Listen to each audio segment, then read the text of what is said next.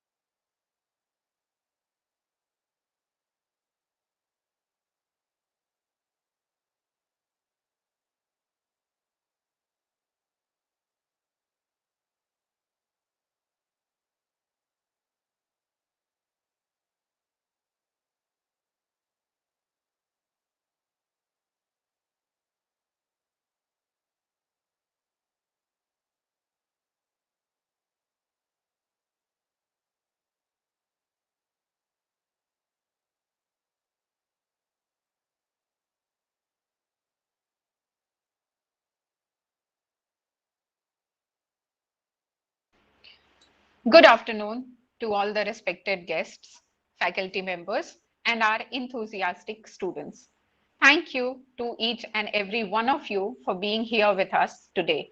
I, Shipra Singh, along with my fellow moderator, Dr. Surbhi, welcome back all of you to the third day of this 3 days online training program on disaster resilient built up infrastructure of the institutions, focus on earthquake and fire, which is organized by Center for Environmental Studies and Disaster Management, Miranda House, University of Delhi, in collaboration with National Institute of Disaster Management, Ministry of Home Affairs, Government of India.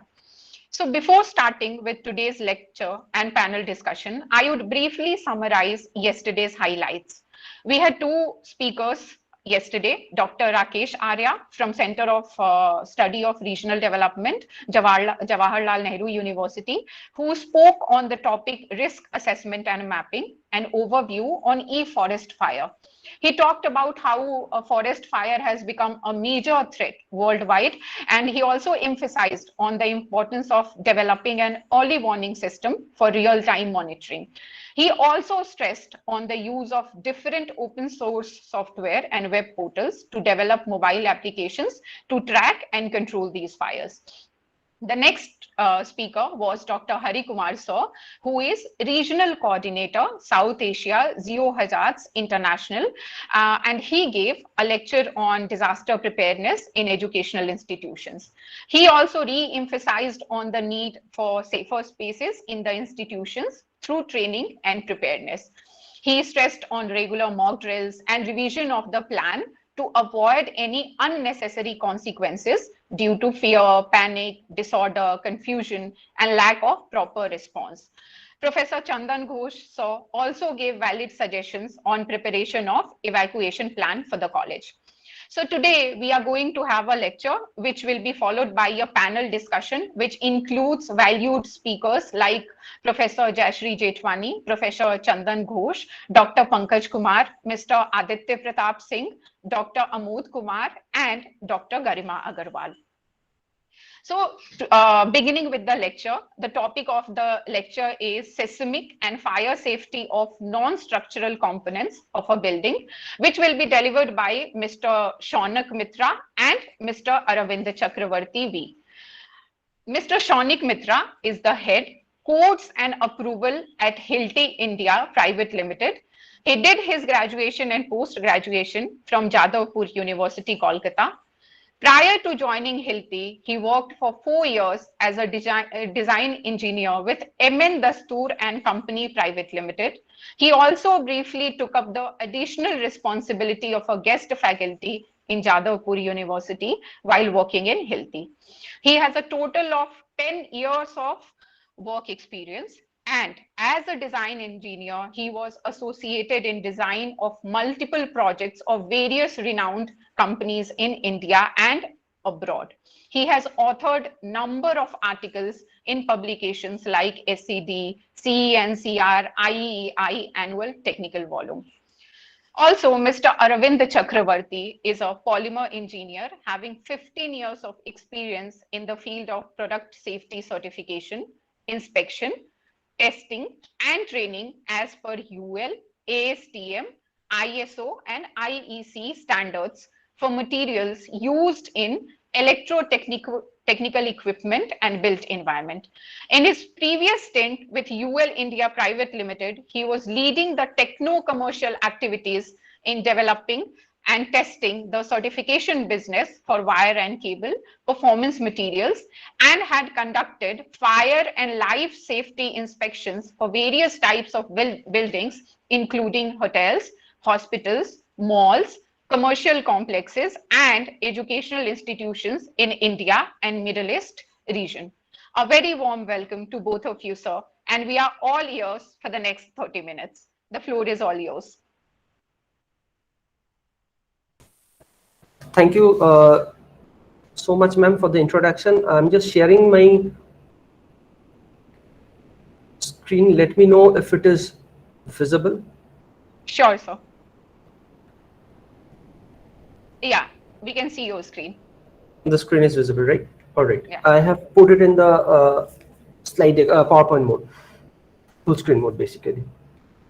So first of all, thank you so much for the introduction, and me, Shaunak Mitra, and my colleague Arvind Chakravarti, on behalf of Hilti India Private Limited, would like to thank NIDM and CSDM for giving us the opportunity to present in this platform. It's indeed a pleasure and privilege for us to be able to address the audience.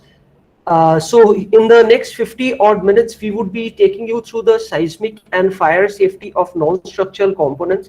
I will be covering the seismic part of it, while Arvind will be taking you through the fire aspect. So before I get into the presentation, in my first slide, I will like to take you through a very short video, though the video is a little longer, but I'll keep it precise. So it will actually set the stage and establish the essence for the session so that we are able to better correlate to the topic of the day. So I am playing the video. Let me know if it is clearly audible. So we can't hear, but yes, it is playing. Yes, I think. I mean, okay, it's okay. I mean, I'll explain while the video plays. So. Yes, please go ahead. Thank you. So it's basically a video of the Japan earthquake in 2011. So.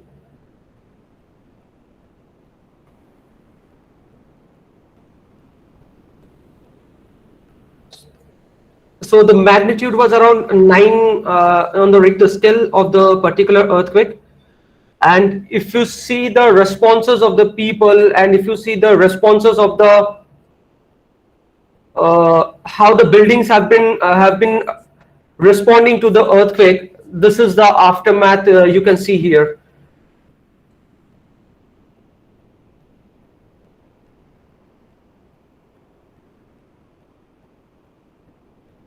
So this was captured by few of the people who survived the earthquake, and it was put in a national discovery. So you can also go through the video in the internet browsers. But this is how the earthquake actually shaped up.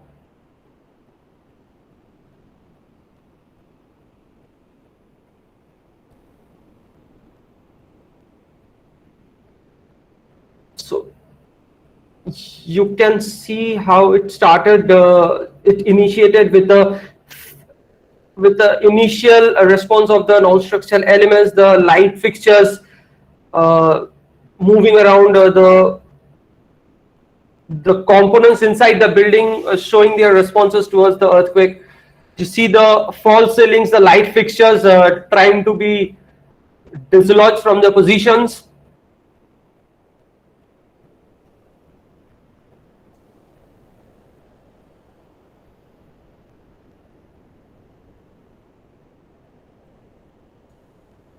And in just a few seconds, you will also see a false ceiling with the entire light fixtures coming down as a whole.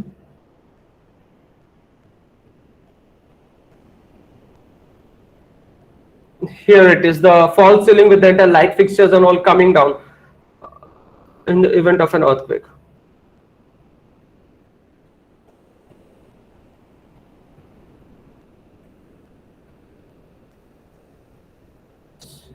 So these were just a few areas which could be captured in the entire course of the earthquake, but there are other videos also, and there are other videos of different earthquakes which can give a similar interpretation.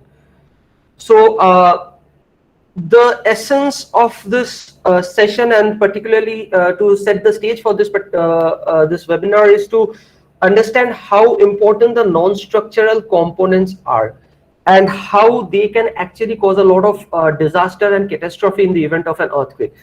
The only thing about an earthquake which we can say, it's still the nature's most unpredictable hazards, right? If you see the map for the last 15 years, you will see a lot of such events happening around the globe. The yellow dots are with the population greater than 10 millions, and the red dots are with the magnitude greater than 5.5. So it's happening on a daily basis, and as we are speaking or we are attending this particular meeting, I mean, in some part of the world we are still experiencing some kind of an earthquake. So it's a continuous event, and it keeps on happening at a regular interval. So that's how much critical the topic is, and it's important to understand the repercussions or the hazards associated with it.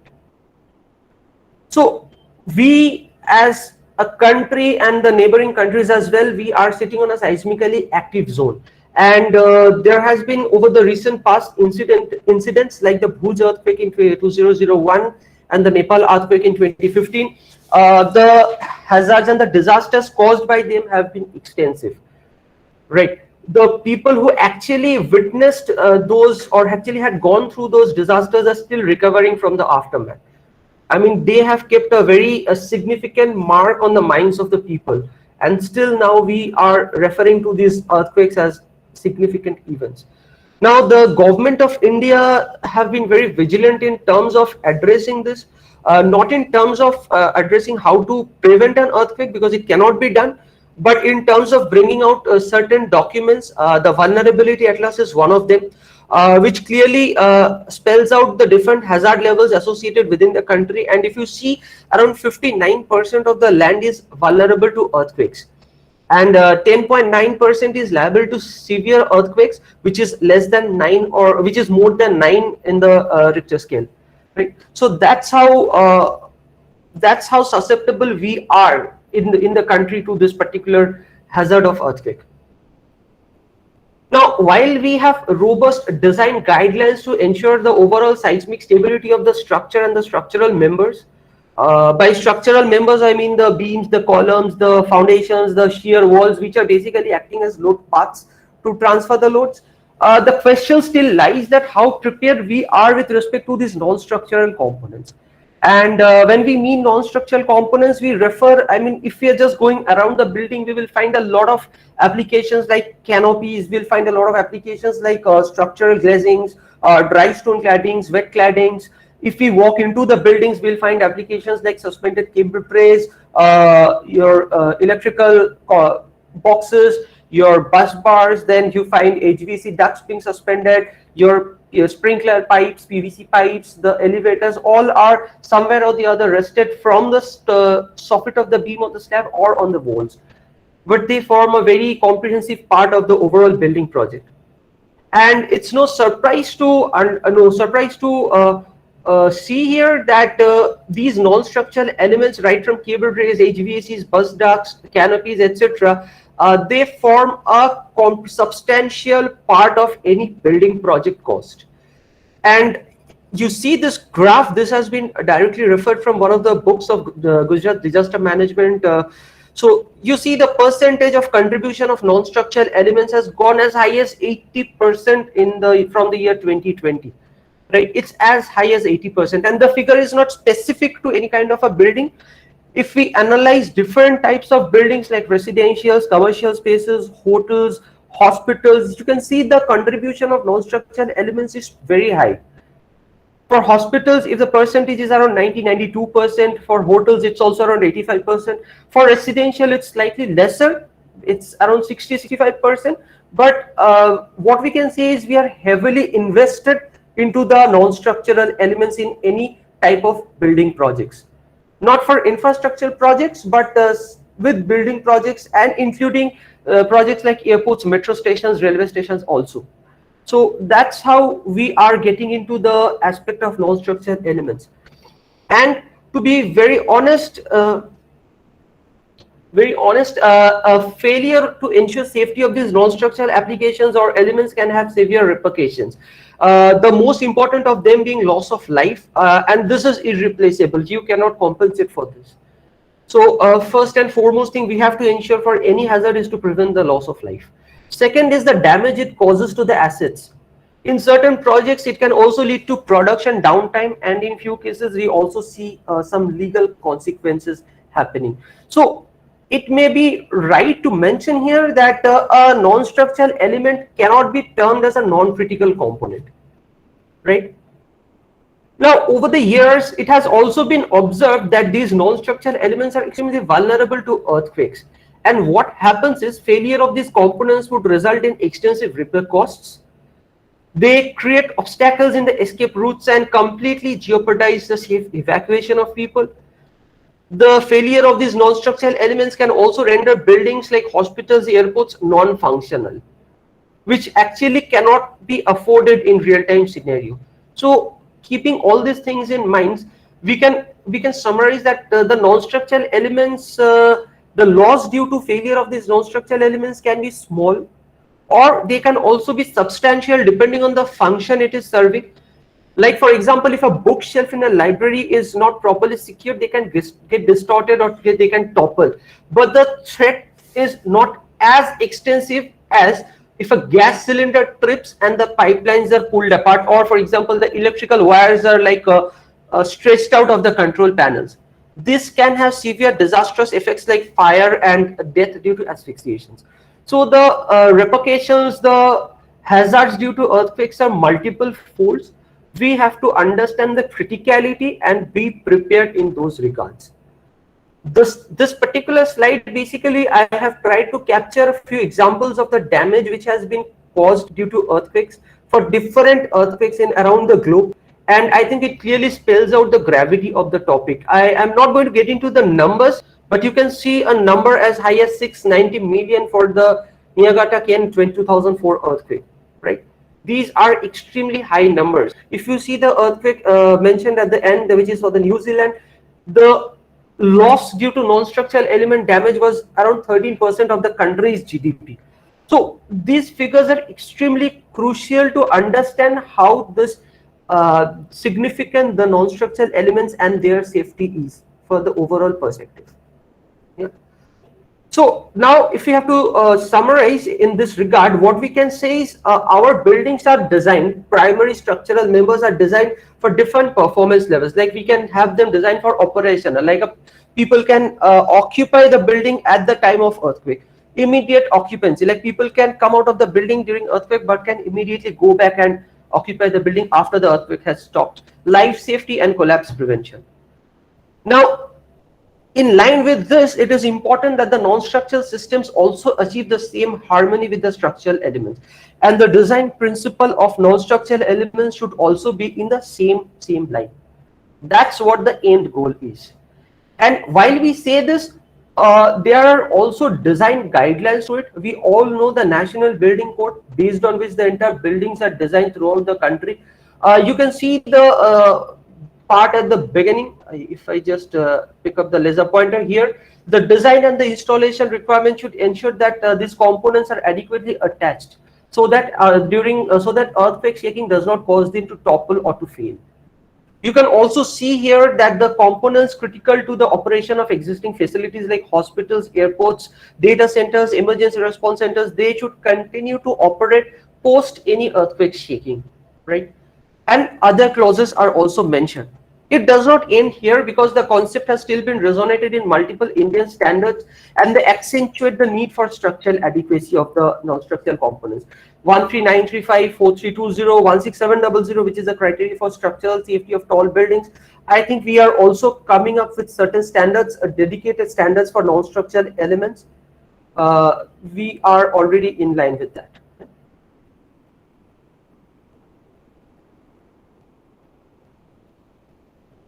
Give me a second. Sorry. So sorry, I thought the connection got disturbed. So now when we also refer to international standards, there are global standards like the American standard, there are standards like the International Building Code, the NFPA, which is used for designing sprinkler systems. There can be 100 standards in place, but the underlying message of each standard is same. The non-structural elements should also conform to the seismic requirements. So the importance is always there. And as a minimum, what we have to achieve is the components must be able to withstand the seismic effect until evacuation. Now, when we say the non-structural elements, these can be securing heavy pipes, or this can also be lighter elements like HVAC, cable truss, etc. Now, when we talk about heavy pipes, they also attract more forces during earthquakes. And these earthquake forces, high earthquake forces, can cause the poorly designed connections to weaken and fail. And in the event these connections fail, we will observe a progressive collapse of the other connections. Like one connection fails, the load is transferred to the next connection, it gets overloaded, now it collapses and transfers the load. So it's a redundant collapse which is observed. And irrespective of the degree of redundancy or the load factor which is considered, there will be an overall system collapse which will happen. And similarly for lighter loads, like we have already mentioned that for vital buildings, we cannot afford any downtime. So all these components have to be very well secured in the case of earthquake or otherwise as well. Now how these components are secured, basically they are secured with some kind of a fastening element which we call an anchor commonly in our country. Now to the primary structural members like the beams, the soffit of the beams or the slabs or the walls, etc., they are on the floors, they are mounted on the floors at times as well. So they are done with the help of your anchors or the fasteners. So you see here the fasteners securing the element to the building slab. Now we are only able to achieve the good earthquake performance of non-structural elements only if these connecting elements are also properly taken care of. If the fasteners are not working properly, you don't expect a non-structural element to retain its position. There has been extensive research over the years, and these have only accentuated the need for seismic design of anchors.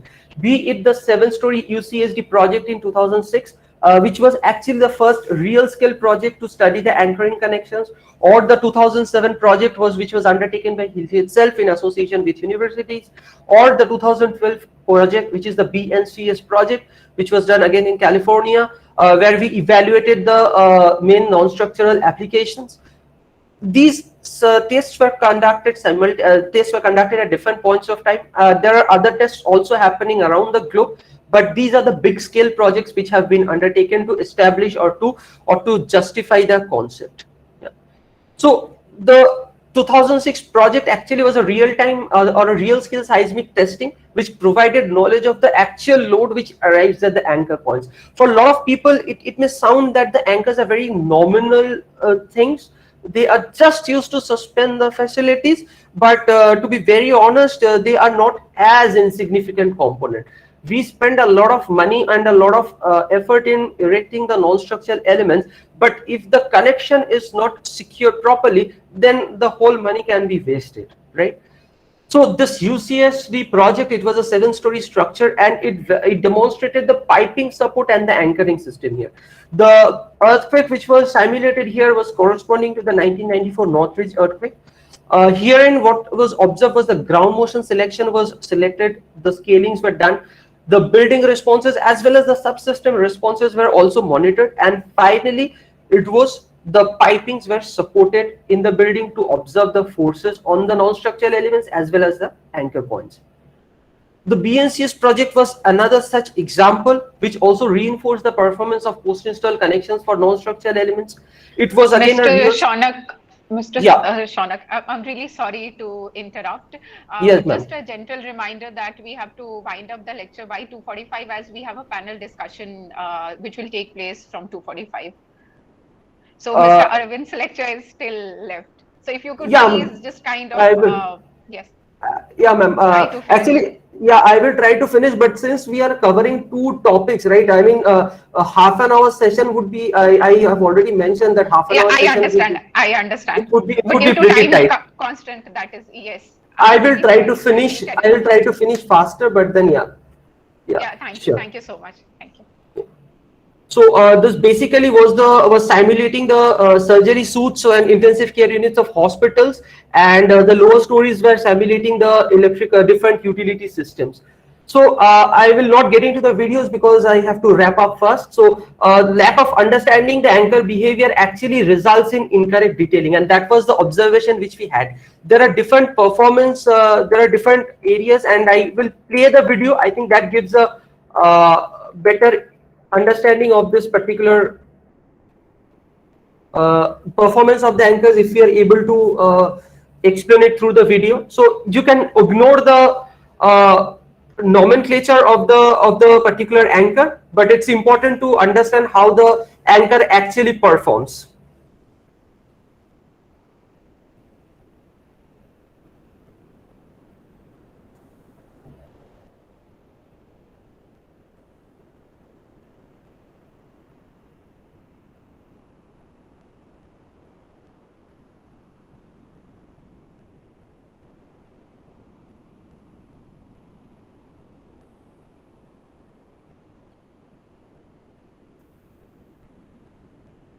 So you can see here how the fastening elements also behave in the earthquake. So the concrete cracks within the concretes actually open and close.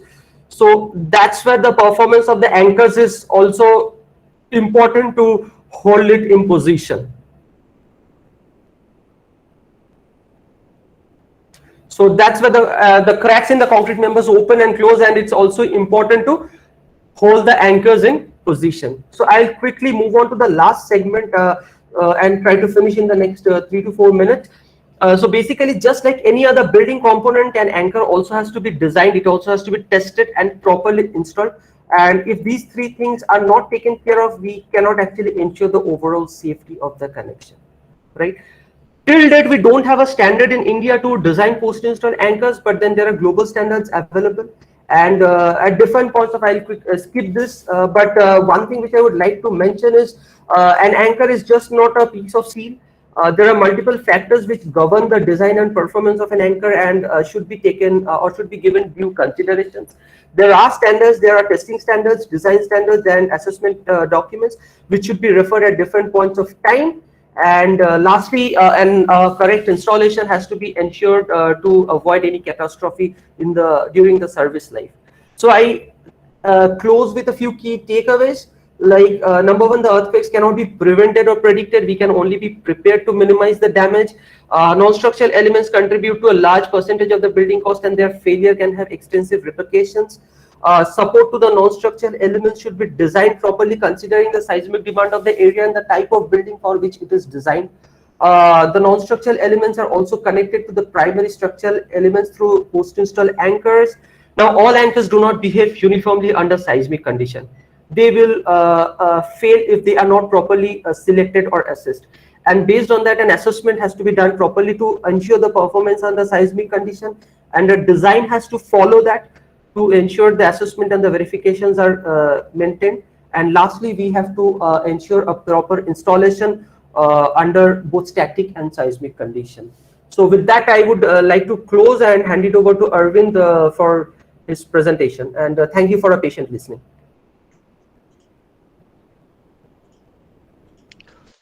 Thanks, Shaunak. I hope my screen is visible. Not yet, Arvind.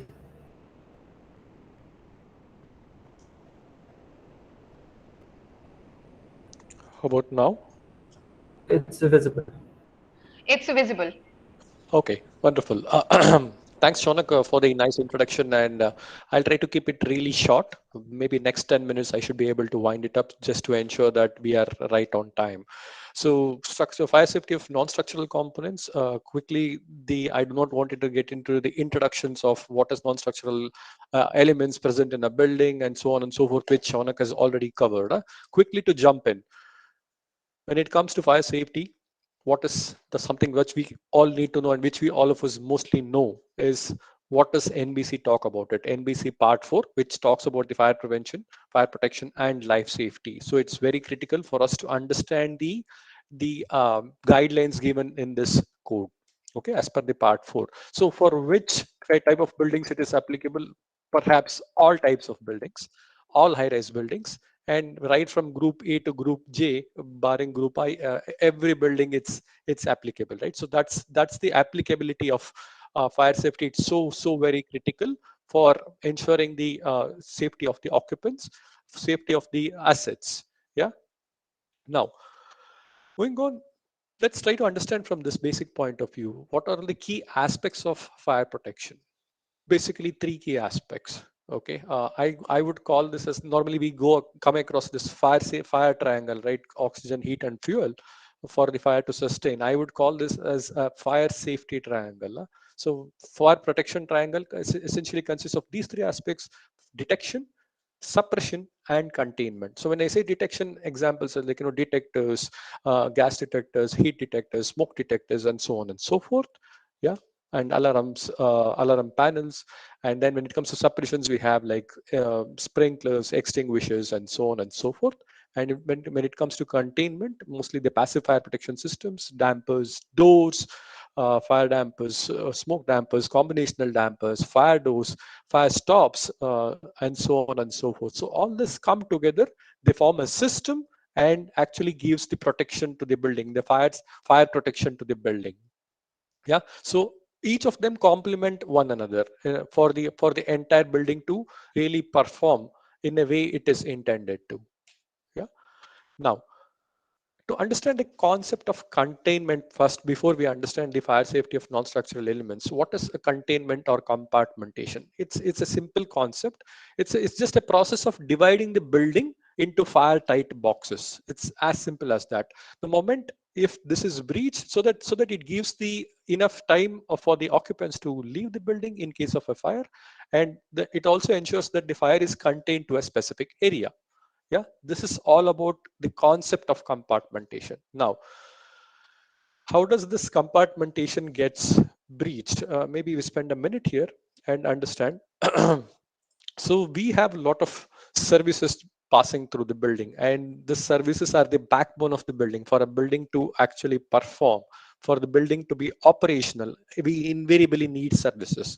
But unfortunately, what these services do, these non-structural elements like pipes, HVAC ducts, and then cables, cable trays, a lot of them passing through the walls and floors, it breaches the compartmentation. The compartmentation is one thing that's just we talked about, the fire tight boxes, the zones that we make, it these services breaches them. And it is important for us to ensure that these services which breaches the compartmentation in the walls and floors, that breaching of the fire rating of such walls and floors has to be restored. That's the whole concept that we need to ensure when it comes to fire safety of non-structural elements. Yeah.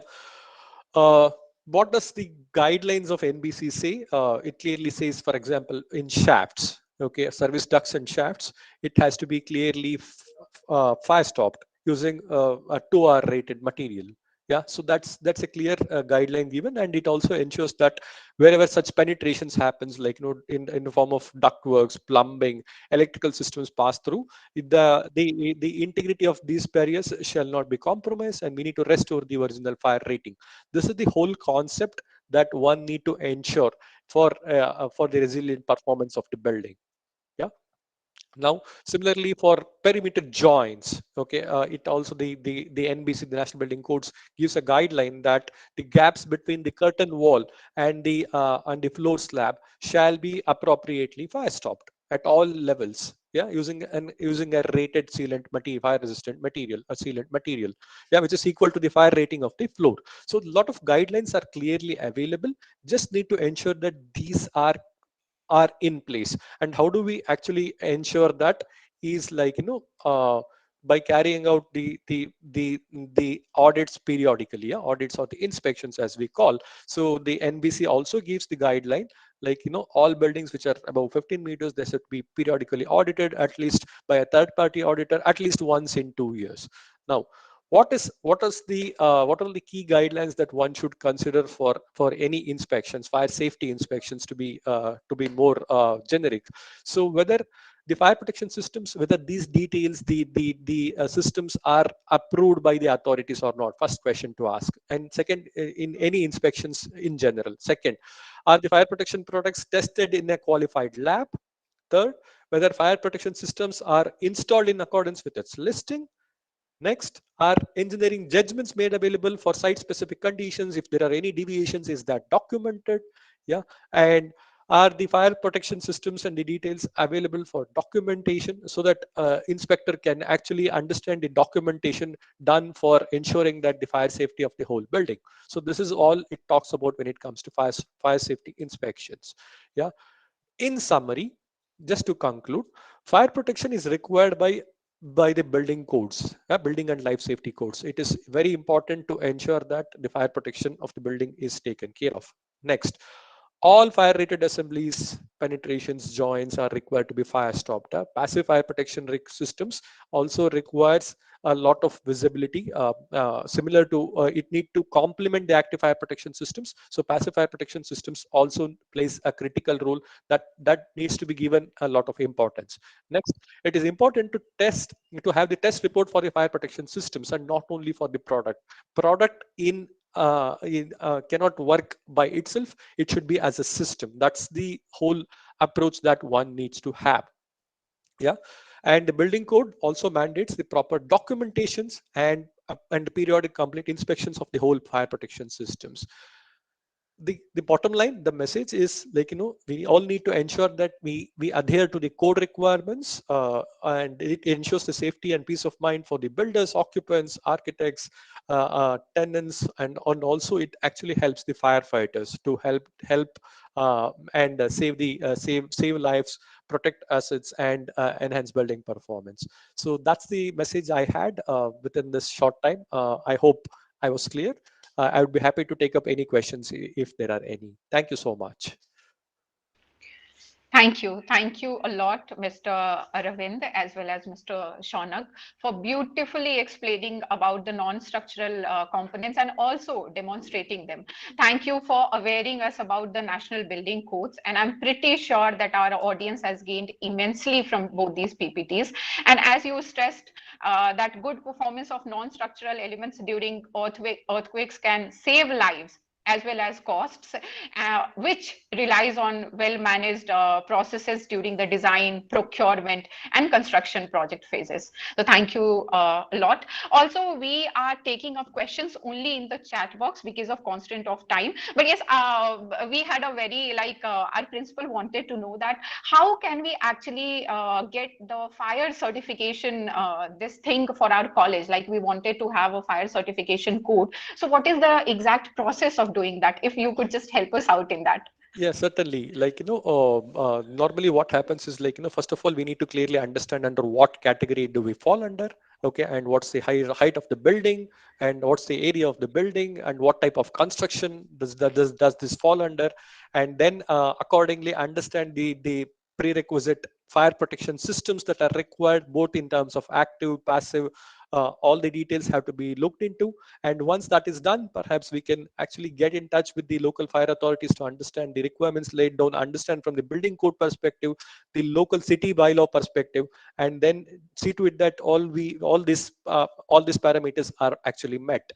Yeah, perhaps I can get in touch and take things forward from here. Yeah. Yes, thank you so much. We'll be really honored to have this help from you. Absolutely. Thank you so much. Absolutely.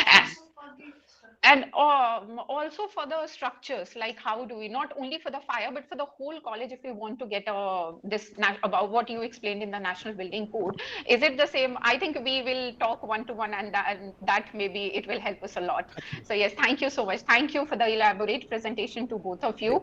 Thank We are indeed enlightened by this particular PPT. We'll take up the questions, and we'll read out to you during the last, after we are done with the panel discussion. Thank you so much. Perfect. Okay. Thanks, ma'am. Yes. So now we will proceed with the panel discussion, which is on the topic disaster resilient built up infrastructure of the institutions, which will be chaired by Dr. Pankaj Kumar sir. But before that, I would take this opportunity to introduce all our eminent panelists.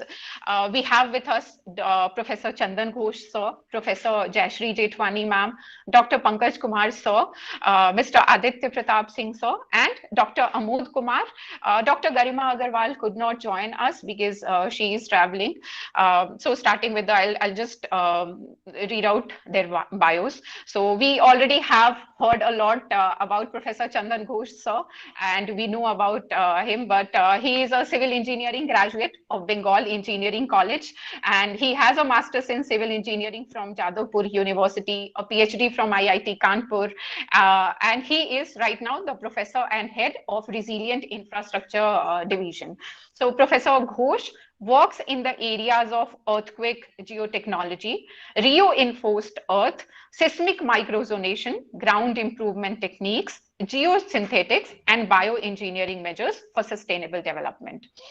Professor Jayashree Jethwani ma'am, she did her doctorate from the School of International Studies, JNU, her master's in political science from Hindu College, Delhi University, and professional education in mass communication and journalism, both in India and abroad.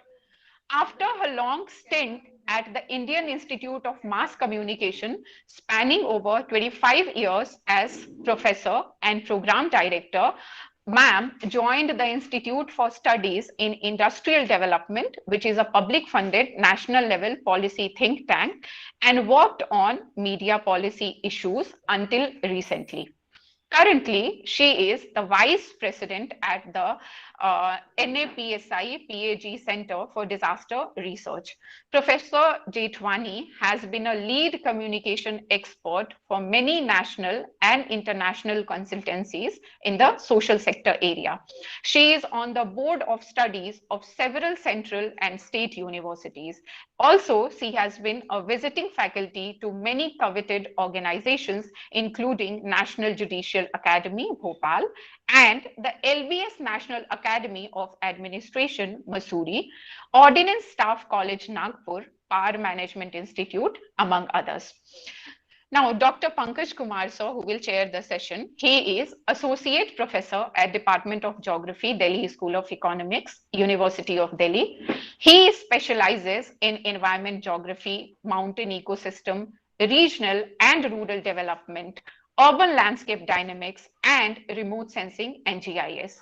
So is Assistant Secretary General and website node, International Geographical Union, which is the highest geographical body, and Secretary of Commission on Mountain Studies, IGU. He has numerous publications to his credit in high impact factor, international and national journals, and multiple books. Saw has completed his PhD on the topic Glacial Lake Outburst Floods and Associated Geohazards in Himachal Himalaya from University of Delhi. Currently, he is the project director of major research project titled Evolving Adaptive Feed-Forward Agricultural Practices for Climate Vulnerable Tribal Households of Cold Desert Region, Lahul and Spiti District, which is funded by ICSSR, New Delhi. He is also the principal investigator of two major research projects funded by Department of Science and Technology and Institute of Eminence, University of Delhi, Faculty Research Program Grant. So has been involved in multiple capacity building training programs at international and national level. He is also the guest editor of special issue of two high impact factor international journals of elsewhere.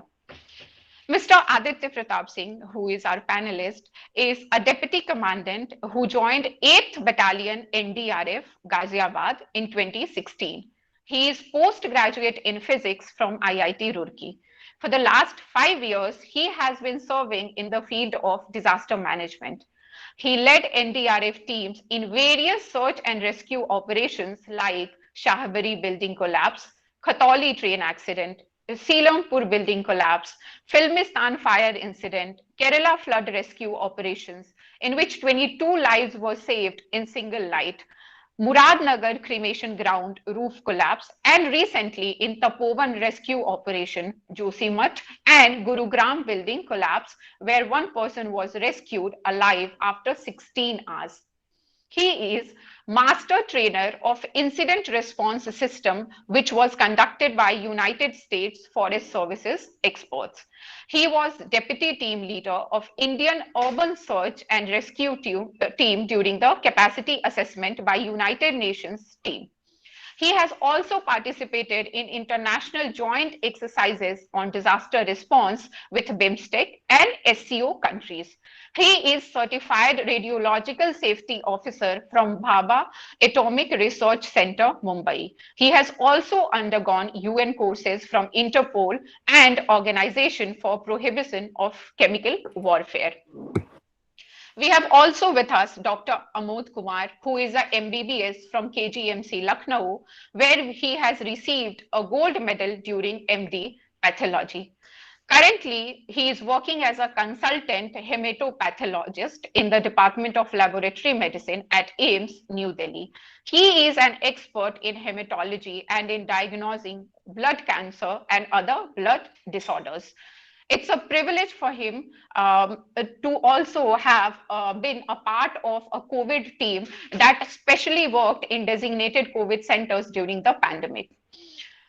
We were supposed to also host Dr. Garima Agarwal ma'am, but since she's traveling, she'll not be able to join us. So maybe she's from NIDM. Maybe if she joins, we'll let the other panelists know.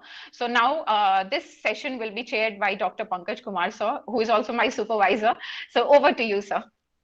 Thank you so much, Sipra, for very elaborate introduction of all panelists, and uh, it has lessened my work basically of introducing all of the panelists. So, first of all, I would like to thank Sri Taj Hassan, IPS Executive Director of NIDM, and the Principal Ma'am, Professor Vijay Lakshmi Nanda, Principal of Miranda House, for having this joint venture and coming out with this type of training program involving the NIDM and all. I would like to thank the convener of the session, Dr. Akhi Parijat, Dr. Rekha Kumari, and Dr. Salini Bahari for very well organizing this session, very timely running the session and all these things, and especially to the CIPRA for handling and coordinating the session. From my side, as a chair, I would like to formally welcome Professor Chandan Ghosh sir, the panelist, Mr. Aditya Pratap Singh, Professor Jayasri Jethwani, Dr. Amod Saroj, and Dr. Garima Agrawal. Uh, I would also like to extend my sincere thanks to the coordinators of this training program, Dr. Satendra Kumar, Mr. Shreyas Divedi, and Mr. Saad Warsi of NIDM. Thank you so much for coming out with this type of training program, which is very aptly centered into with the topic, which is nowadays very important to dwell upon, deliver upon, and come out with some suggestions and conclusion. And the topic, which is very close to my area of research, that the disaster resilient built-up infrastructure of institutions focus on earthquake and fire. I work in the mountain area, and I see that there are so many disasters which are frequently disturbing the all established infrastructure, and as you know that the resilience is the capacity of any society, any community, any organization to bounce back from any type of shock or a stress or any type of jolt which they are experiencing because of the natural or the man-made disaster. So we are very much familiar that the capacity of a society or community to come again and join the mainstream of the society while after the disaster is basically the resilience. According to the Hego framework of action, which is very popular one, and then we followed with the Sendai framework of disaster risk reduction. It's a typical definition of this disaster resilience is that the disaster resilience is determined by the degree to which individuals or the community and the public and private organizations are capable of organizing themselves to learn from the past disaster and reduce their risk to the future ones and move ahead. One thing which I generally miss here when we talk about the disaster resilience of built up infrastructure, I know, and you all are also familiar that the way the urbanization is taking place, the way the haphazard urbanization, not in the a plain area, but you see in the mountain area also. So I will take you to the mountain after some time. So the way the disaster, the urbanization or haphazard urbanization is taking place, and you can see the density of the built up infrastructure, the way we are mounting, we are going to face the problems, and we are facing, still we are facing these problems. So we have to think about this resilient infrastructure. We have to think about in the context of the institutions, in the constant context of the community infrastructure, private infrastructure. Definitely in the mountain, if I talk about the military infrastructure, those are there in the very fragile ecosystem. They are also experiencing this problem. So they have to be also built themselves this disaster resilient. And then so one of the example I just cite, just got the information that the UNESCO on 28th May 2022 inaugurated the first tsunami ready community in Indonesia, and that community is Tanjung Benoa in the district of Bali.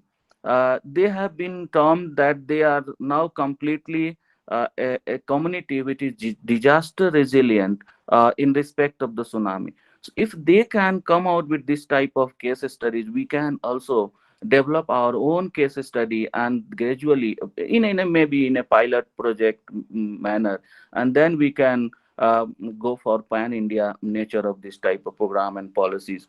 I'm really happy and I congratulate the team of the Miranda House as they are connected now with the NIDM, and they have created a center for environmental studies and disaster management in the collaboration of an NIDM, and they are focusing on the institutional infrastructure. I know that this is an institution, so and the institution itself has to reorient themselves towards looking the resilient infrastructure whenever there are, and we know that the Delhi is coming into high earthquake zone, and also the fire is also prevalent in that area.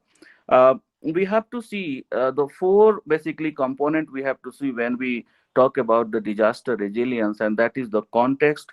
So in what context we are talking about the resilience, like we are talking for the social group or a village or a society, a socio-economic structure, or the political system or the environment, or any type of institution which we are now talking about.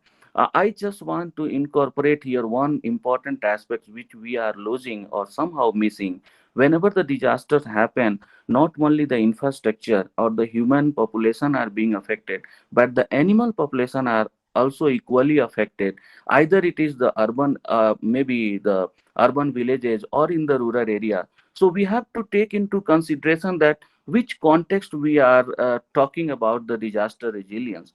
The second thing is that which type of shocks we are having. It's a localized on, or it's a very large scale. Like in the case of the flood, we have a very large flooded area, and so we have a different type of mechanism there. And but if we have a landslides incidents for a very localized way, we have to come out with a different type of solution for that. So disturbances also, and that disturbance is going to persist for a short term or a long term, because long term disturbance is going to have a long term strategy needed for that. The very important aspect for resilience is either it is an institution, or it is a community, or it is a village community, or any type of society. We have to see the capacity to respond, how we are going to respond to this. And for this capacity to respond, we have to think upon these three aspects, and that is the exposure, sensitivity, and adaptive capacity. We have to know which type of stress we are, which type of problems is mounting on us, and then we have to see the degree of the problems, like the sensitivity aspect, and definitely we have to also evaluate our capability, the financial capability, or the other mechanism, support mechanism which we have, so that we can bounce back easily to the normality. Definitely we have the other another component. The fourth one is the reaction, how fast we are reacting to. So nowadays, whenever the disaster is happening, when now I'm taking you to the mountain, as you know that the mountain is very fragile, very marginalized and inaccessible. Three important things which are nowadays very much creating a problem in this mountain area is the natural hazards, climate change, and haphazard urban development. So these three things are creating a situation where, in this first one, the natural hazards, we see that the magnitude and frequency of these disasters, which is like flash floods, globes, glacial lake outburst flood, landslides, lake outburst flood, different type of mass movement like landslide, rock slides, avalanches, and the forest fire definitely is increasing in the mountain. So all these three things are the magnitude and intensity is increasing, climate change is infusing and giving it some momentum, more speed and all. The effect is becoming more and more, and definitely, and so all three are clubbing together and making a fragile built-up environment. So this fragile built-up environment we have to look into, and then we have to come out with a way forward or a solution. And I can point out few item here, that a coordinated research which can involve the different stakeholders is very important to look into the issue in a better way, and we can go for an in situ arrangement or looking the in situ coordination of different stakeholders, not only adopting the global or the Western philosophy or the concept or the model and applying it to our mountain areas or our rural areas or our urban areas. We have a different type of setup, so we have to orient all the models to fit it in situ. The mountain is known as PUB, the prediction of ungauged basin. So the very difficult situation we face in the mountain when we have to predict any type of risk, we have to create a more infrastructure facility or data acquiring facility to be better prepared in future to run the model with very high accuracy, and so that we can go for high high risk predictive prediction with good reliability.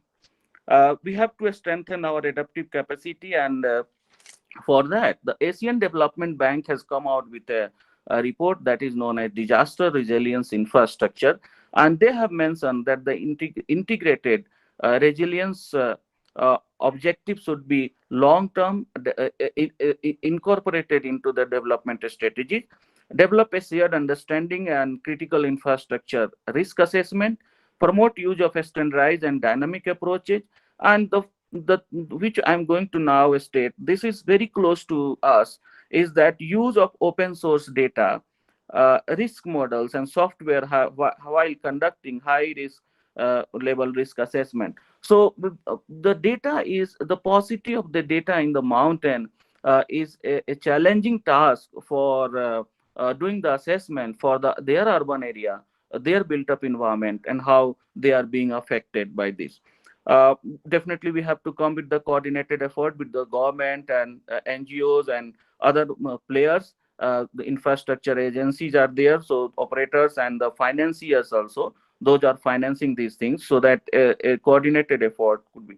Since 2015, the international community commitment to advancing disaster resilience infrastructure has been reflected in Sustainable Development Goal 9, that is build resilient infrastructure, promote sustainable industrialization and foster innovation. So Sustainable Development Goal is also very much aware about this situation, and if we have to achieve the Sustainable Development Goal, this moving ahead in this direction will help us to achieve one of the objective of Sustainable Development Goal.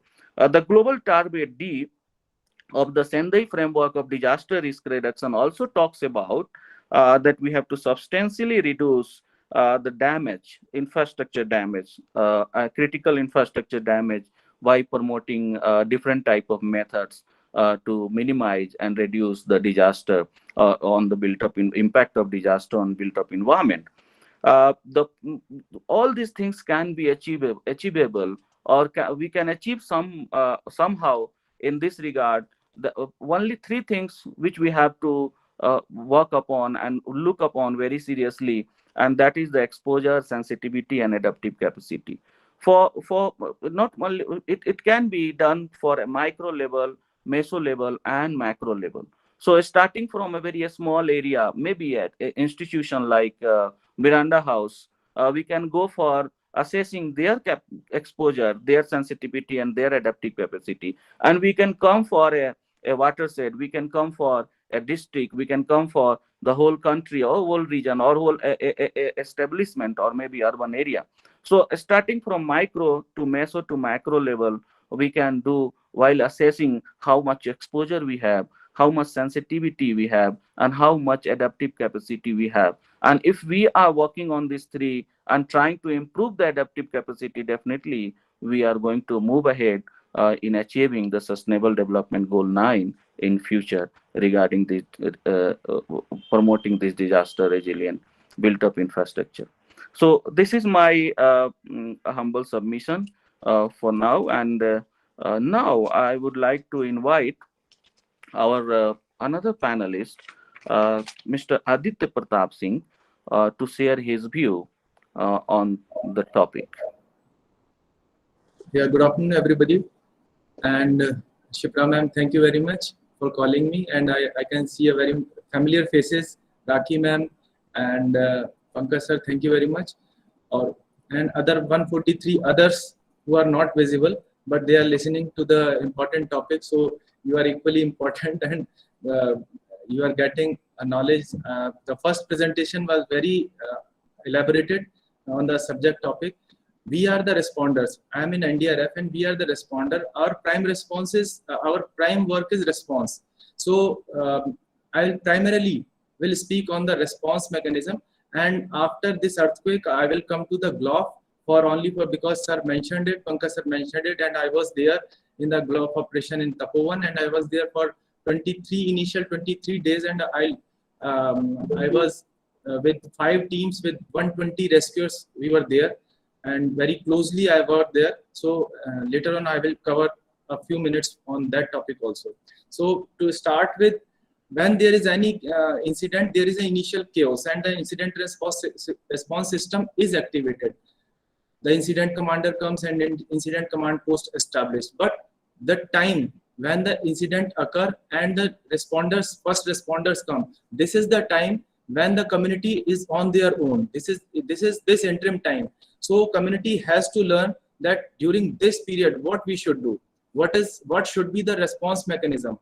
Something is expected from first responders like police, fire brigade services, civil defense volunteers, medical services, then the state level responders like SDRFs, then comes the NDRF, the national responders. They will arrive as per their availability and the distance from incident to their respective units.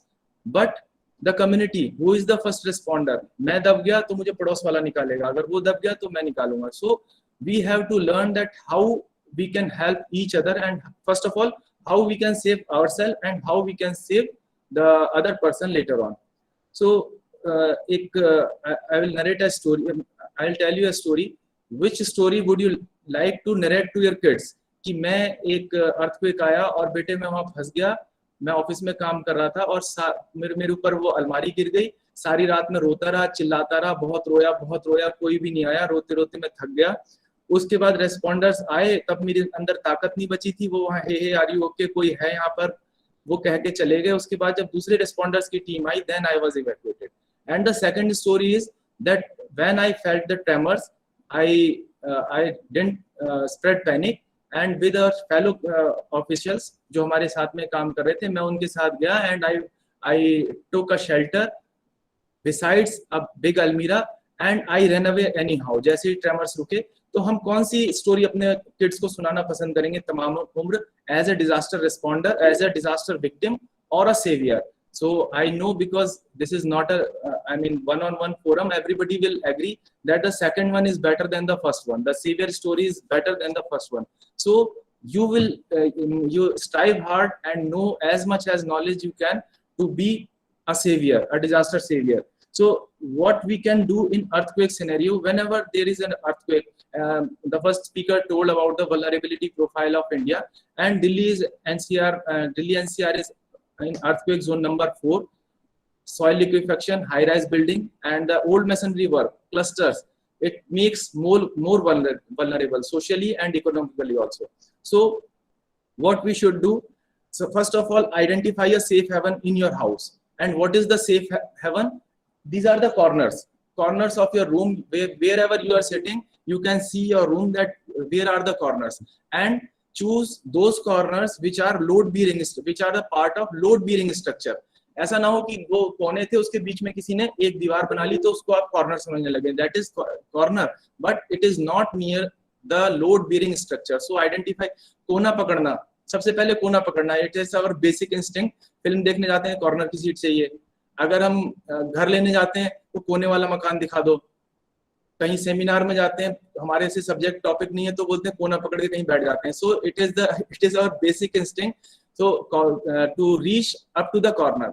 Now you can understand the importance of corner, but how your kids? So what I did in the COVID time, at that time my kids were of 3 years of age and my daughter was 5 years old. So I used to play hide and seek with them, and most of the time I have identified a corner which was really a corner and a load bearing structure was there, and a heavy almirah just besides me. So I used to hide there only, and I told them, my kids, that this is the safest place in our house. So if anything happens, मैंने ये नहीं बताया earthquake क्या होता है. We are in the vulnerability profile. इतना बड़ा घर है, ये ऐसे शेक करेगा, फिर उसके बाद हम DCH करेंगे. तो nothing, इतना बताने की जरूरत नहीं. बच्चों को इतना बताना जरूरी है. This is the safe place, and you can put some eatables and dry places. ऐसा नहीं कि वहाँ चूहे आ जाएं, लेकिन कुछ वहां पर हम इस तरह का चीज रख सकते हैं. Next, what is our evacuation plan? अगर ये हो गया, इसके बाद हमारा इवैक्यूएशन प्लान क्या होगा? तो evacuation plan should be clear to you and to your kids also. And for those, it is very important for those who were the both mother and father both are working. For them it's very important, because you might be in your offices but kids are alone at the home. So they should know that what to do during the tremors. Then corner of life, safe house. And then when tremors stops, then what to do? उसके बाद कहाँ निकल के जाना है? Ideally the parks, जो आपके community के आसपास पार्क्स हैं, अगर ये बहुत हाई राइज बिल्डिंग नहीं है, I think it's 1.5 times away from that building, mostly in the grounds. In the disaster management plan, DM plans of most of the district, they have identified the places at the assembly area, and they have earmarked whenever there is any incident, touch wood, भगवान ना करे कुछ हो, then you will have to assemble in these parks, and government will take care of all shelters, potable water and food nearly possible. So you should tell to your kids that what are the assembly areas, which are the probable assemblies area, because जरूरी नहीं है कि वो जो आपने identify करके सोचा वो गवर्नमेंट ने आइडेंटिफाई कर रखा हो या गवर्नमेंट ने आपको कोई इंफॉर्मेशन दे रखी हो. So by your you can identify probable assembly areas, and you can convey to your kids also. Now as the first speaker told, that non-structural items are the major items, are 40% injuries are due to them. So we should look around, and you should look around in your room also. At this time also you can look around, what are those non-structural elements around you. Just have a look. After the disaster, after the tremors, during the tremors, this is DCH, is a very applicable theory, though you won't find any hard surface inside your house, which is of a wooden table. In nowadays, no hard wooden table are used in house. But if you find nothing, you can use your laptop, your books, your school bags, or if you find nothing, you can by using your elbow, you can cover your head, so that to avoid any direct impact of the debris falling from the roof. After that, don't use lift. This is very practical theory, but when I came into this NDRF battalion 5.5 years ago, immediately after my coming, 2 or 3 days after, there was a minor earthquake in Pithoragarh district, and it was magnitude was 5.5 only. But I was living in a high-rise building, so we felt the tremors. We stayed in a corner. तब भी मुझे ये बात पता थी NDRF में आने से पहले. We stayed in a corner. Everybody was rushing out. Tremors के बीच में भी, वो इतने बड़े tremors नहीं थे, but सब भाग रहे थे.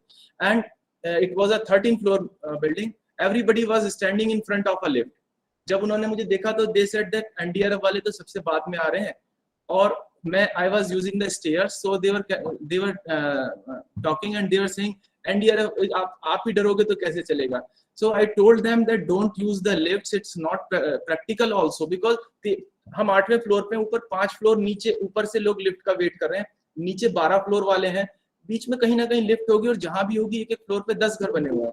40%, 45% or 50% are living on a single floor, and the capacity of lift is only 8%, only 10%, and you are standing in front of a lift. So और जबकि वहाँ उसके बाहर लिखा हुआ है, हर जगह लिखा रहता है कि हम डीएम प्लान में भी बताते हैं, जब भी कोई ऑफिस की बिल्डिंग का और your I think institutions, there might be written that you don't use lift or you go this way, evacuation plan बना होता है. But we blame to the agencies. मगर क्या हमको वो चीज पता है as a community? I am asking you, क्या हम उस चीज को फॉलो कर रहे हैं? तो फर्स्ट जो बहुत छोटी चीजें हैं वो बंद हो जाए, उसको हमको फॉलो करना चाहिए. Now after evacuating from the stairs, just go into open area, and the one takeaway, it is called as triangle of life. Why I was saying Almira in the corner, अगर ये मैंने खुद देखा है Shahberi building collapse में, Gurgaon building collapse में, जो गुड़गांव में एक बिल्डिंग कोलैप्स हुई थी अभी रिसेंटली, जो 18 मंजिल की बिल्डिंग थी, and the 7 floors they collapsed and the debris rest on the 2nd floor, and one person was lying here and we were disturbing this debris to remove to evacuate this person. हम वो कालिदास वाला काम कर रहे थे. We know कि हम उसी पेड़ पे बैठे हैं जिसको हम काट रहे हैं, तो उसको हमने डेब्री को रिमूव करना शुरू किया. पर्सन वाज लाइंग देयर, तो it is called as triangle of life. If there is any almirah and you are lying here and any object which is falling, so this is a triangle. जो ये triangle बना, this one, यहाँ possibility हो सकती है बचने की. ये इतना क्लियर होता है, ये यहाँ दिखाई दे रहा है, इतना क्लियर ऐसे नहीं मिलेगा triangle. But I have seen with my own eyes in a lot of incident that there are a triangle of life and person rescued from that place only. Even in the Shahberi building collapse, it was a pancake structural collapse, जिसे हम अपनी भाषा में, जिसे आम भाषा में बोलते हैं, ताश के पत्तों की तरह भड़बड़ा के गिर जाना. So that was the collapse pattern in the Shahberi. But even then the person was lying on a sofa. His kid was I think 1 and 18 months old. उसको उसने अपने यहाँ पर लिया हुआ था. Wife was working in a kitchen. 8 बजे का टाइम था, ऑब्वियसली खाना बना रही, शी वाज कुकिंग फूड. वो आदमी उसको लेकर बैठा था. तो अगर जिस टाइम ट्रेमर्स हुए, अगर वो केवल रोल डाउन हो जाता, तो देयर वाज द पॉसिबिलिटी कि उसकी जान बच जाती. मगर ये छोटी सी जानकारी, क्योंकि जब हम उसको एक्सट्रीगेट कर रहे थे, यहाँ सोफा था, इसके ऊपर उसकी डेड बॉडी पड़ी हुई थी, बच्ची भी उसके ऊपर थी, और यहाँ it was a clear gap. यहाँ क्लियर गैप था, बस क्या करना था, रोल डाउन होकर नीचे रोल डाउन कर जाना था. तो इंजरी होती, फेटल इंजरीज भी हो सकती थी और बहुत हैवी इंजरी भी हो सकती थी, लेकिन something is better than nothing. अब जब ऐसा हो रहा है तो कम से कम कुछ तो हम कर सकते हैं. So this is the one take away, जिसको भी आपको सबको ये चीज बतानी चाहिए. Now after the tremors are over, take care of aftershock, electricity and gas hazards. Electricity wire cuts होंगे, गैस हजार्ड जैसे फर्स्ट स्पीकर ने दिखाया था, वो होस पाइप अलग हो रखा था, तो उसमें से स्विच ऑन स्विच ऑफ ना करें, ये बहुत कॉमन मिस्टेक होती है. Now your prime responsibility is to is the surface victim, to save the surface victim. Surface victims वो होते हैं जो बाहर पड़े हमको दिखाई देगा, विदाउट एनी एफर्ट्स उनको हम थोड़े से एफर्ट्स के साथ हम उनको निकाल सकते हैं. No need to go inside the structural collapse building. कभी भी वो कोशिश ना करें. For that purpose the responders are here, we train persons are here. तो उसकी वजह से क्या होता है, अगर वहां सभी लोग घुसने लगेंगे तो जब रेस्पॉन्डर्स आएंगे उनको टाइम लगेगा और उससे केओस होगा, जिससे जो अंदर रेस्क्यूड जो अंदर पर्सन है उसको प्रॉब्लम हो सकती है. So avoid this, only take care of surface victim. और सरफेस विक्टिम को कैसे ले जाना है, जैसे this is my third encounter with Miranda House. तो हमने पहले 2 बार में उनको करके भी दिखाया था कि चीनी की बोरी की तरह उठा के ना ले जाएं. जैसे आजकल आप टीवी पे देखते होंगे पुलिस प्रदर्शनकारियों को ले जाती है, वो प्रदर्शनकारी हैं, हमको डिजास्टर विक्टिम्स को अलग तरह से ले जाना है. Don't carry them with the extremities. उसके शोल्डर में, उसके सर्वाइकल कॉलम में सर्वाइकल इंजरी हुई होगी, तो take care of his cervical injury. सहारा देके जो तरीके हैं, नहीं तो it is only food for thought, because 10 minute में फूड फॉर थॉट ही दिया जा सकता है. तो ये जस्ट थिंक ऑफ इट और अपना आप गूगल करें या फिर you can encourage your institutions to get a training from any certified like fire services, civil defense, NDRF, whatever is applicable for you. And the last one, that I'm not a stranger to the death. हमें बहुत आसानी, हम बहुत इस तरह के incidents में रहे. स्टार्ट फ्रॉम शाहबेरी, खतौली, मुरादनगर, फिल्मिस्तान, तपोवन, 206 जहां पर एक्सपायर हुए थे. लेकिन डेथ देखना तो नॉर्मल है, but we can not see the sufferings. As a human being it's very difficult to see the sufferings.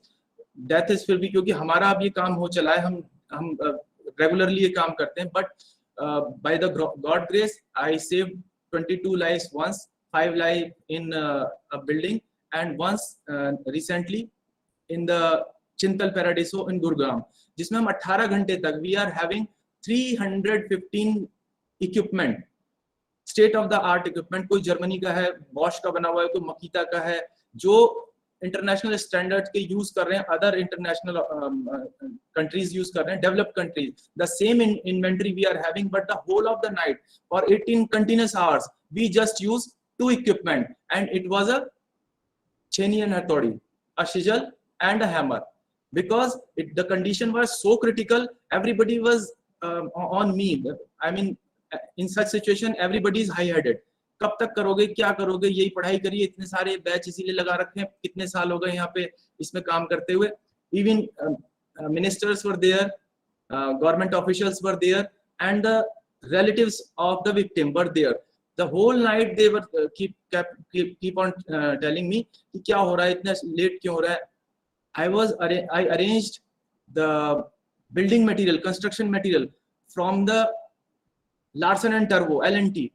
So it was the question, L&T से क्यों ले रहे हैं, अब कुछ भी ले रहे हैं, हम जान बचाने के लिए ले रहे हैं. If I am not having something, और मुझे यहाँ देख के ऐसा लगा इसको improvised, अगर हम शटरिंग मटेरियल किसी का यूज किया किसी की जान बचाने के लिए, किसी एक आदमी की जान बचाने के लिए, दूसरे आदमी ने तीसरे आदमी का शटरिंग मटेरियल यूज किया, तो what is the problem. The main motto is the saving life. हमारा जीवन बचाने का हमारा प्राइम उद्देश्य है. उसको पहले, सबसे पहले ये सेव किया कि बिल्डिंग उनके ऊपर ना गिर जाए. और अगर वो जो डेब्री जो 7वें फ्लोर से, it was a living area of 7th floor, the man was, उसने कुछ करना था, वहां कंस्ट्रक्शन करना था. इट ब्रोक डाउन 7 से 6, 6 से 5, 4, 3, 2 एंड फर्स्ट पे आके वो मलबा रेस्ट हो गया. 7 बिल्डिंग का मलबा एक बिल्डिंग पे आके रुके. पहली बिल्डिंग तब टूटी थी जब उसने थोड़ा सा फर्श डलाने के लिए कुछ सीमेंट के कट्टे रख लिए थे. तो जब वो एक इतने से मटेरियल से टूट सकती है, तो फर्स्ट फ्लोर पर 7 बिल्डिंग का मलबा था. तो we have to show patience many times. Condition क्या डिपेंड करती है कि हमारे सामने विक्टिम किस कंडीशन में. So we have to understand and we have to support agencies that जिस भी कैपेसिटी में वो काम कर रहे हैं, be it police, be it ये ट्रैफिक पुलिस वाले जो होते हैं, they are working for a common objective and that is to save lives. अभी फर्स्ट स्पीकर ने कहा था, I will sum up with this, because ma'am has told me that only 10 minutes is provided is for every speaker. So जो disasters हैं उसके लिए कवि रामधारी सिंह दिनकर ने कुछ लाइनें कही, डिजास्टर के लिए नहीं कही थी, उन्होंने किसी और बात के लिए कही थी। मैं लिंक अप कर रहा हूँ डिजास्टर से। जो राष्ट्र कवि रामधारी सिंह दिनकर थे, उन्होंने एक बहुत ही अच्छी एक कविता लिखी थी। उसकी लाइन है, हरि ने भीषण हुंकार किया, अपना स्वरूप विस्तार किया, डगमग डगमग दिग्गज डोले, भगवान कुपित होकर बोले। वो संधि प्रस्ताव लेकर गए थे कौरवों के पास, तो पांडवों का उन्होंने मना कर दिया कि हम इसको नहीं मानते, ये 5 गांव नहीं देंगे, हम 5 1 इंच सुई की नोक बराबर भूमि नहीं देंगे। दुर्योधन ने बोला इन्हें बांध लो, इन्हें भगवान जी को, कृष्ण जी को बांध लो। Then he said the Hari ने भीषण हुंकार किया, अपना स्वरूप विस्तार किया, डगमग डगमग दिग्गज बोले, भगवान कुपित होकर बोले, जंजीर बढ़ाकर साध मुझे, हाँ हाँ दुर्योधन बांध मुझे।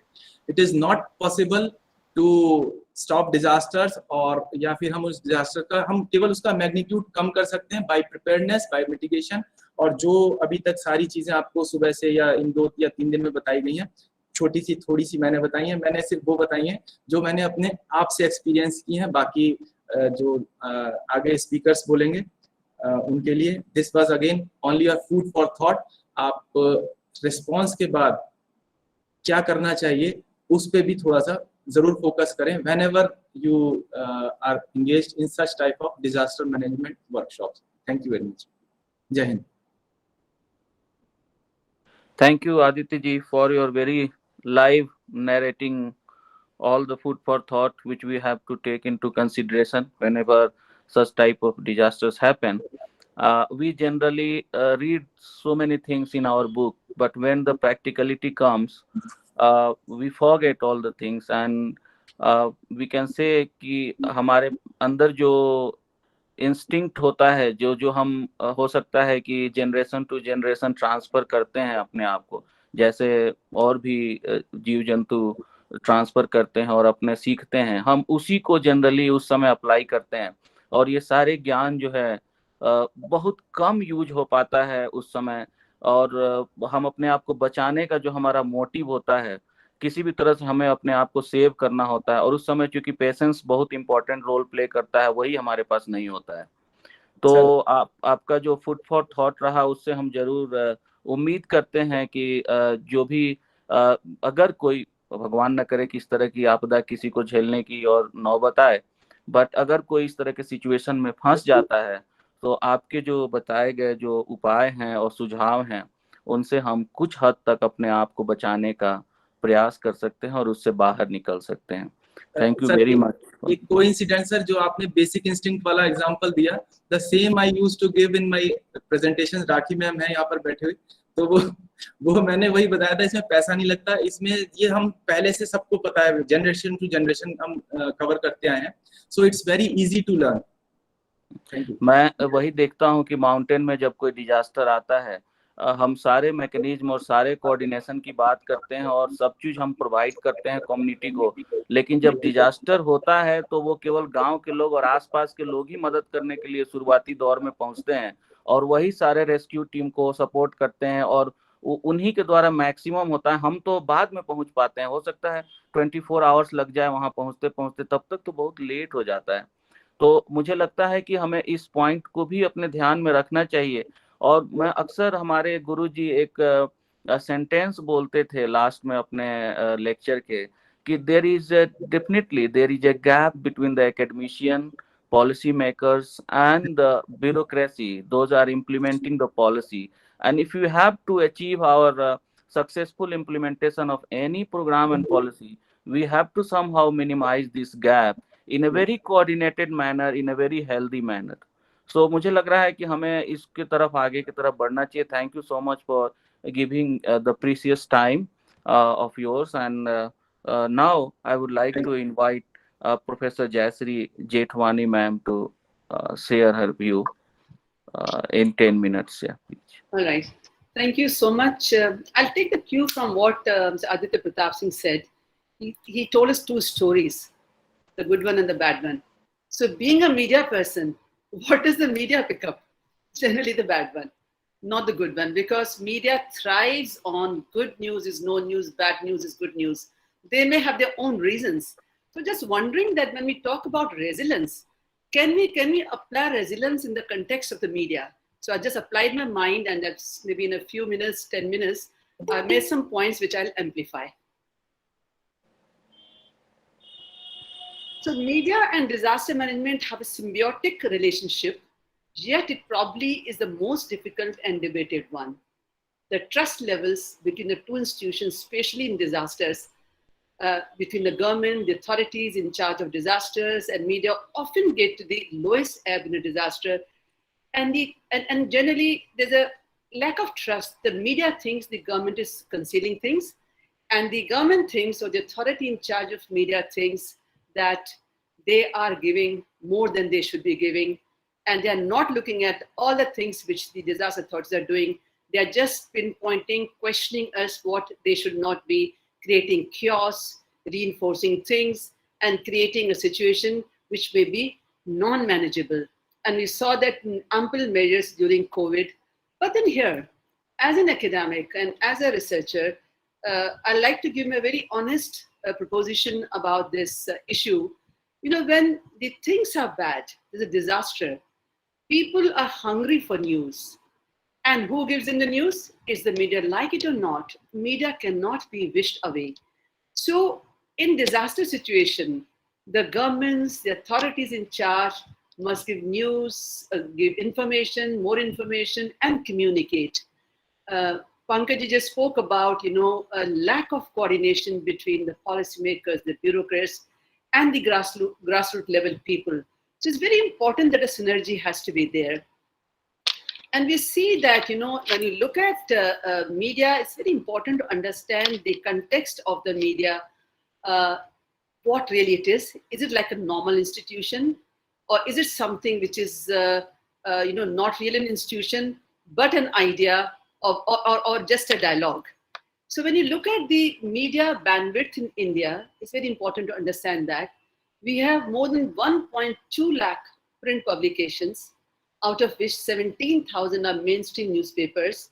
There are over 400 news channels and many social media platforms. We have All India Radio also, which reaches almost 99% geographical area.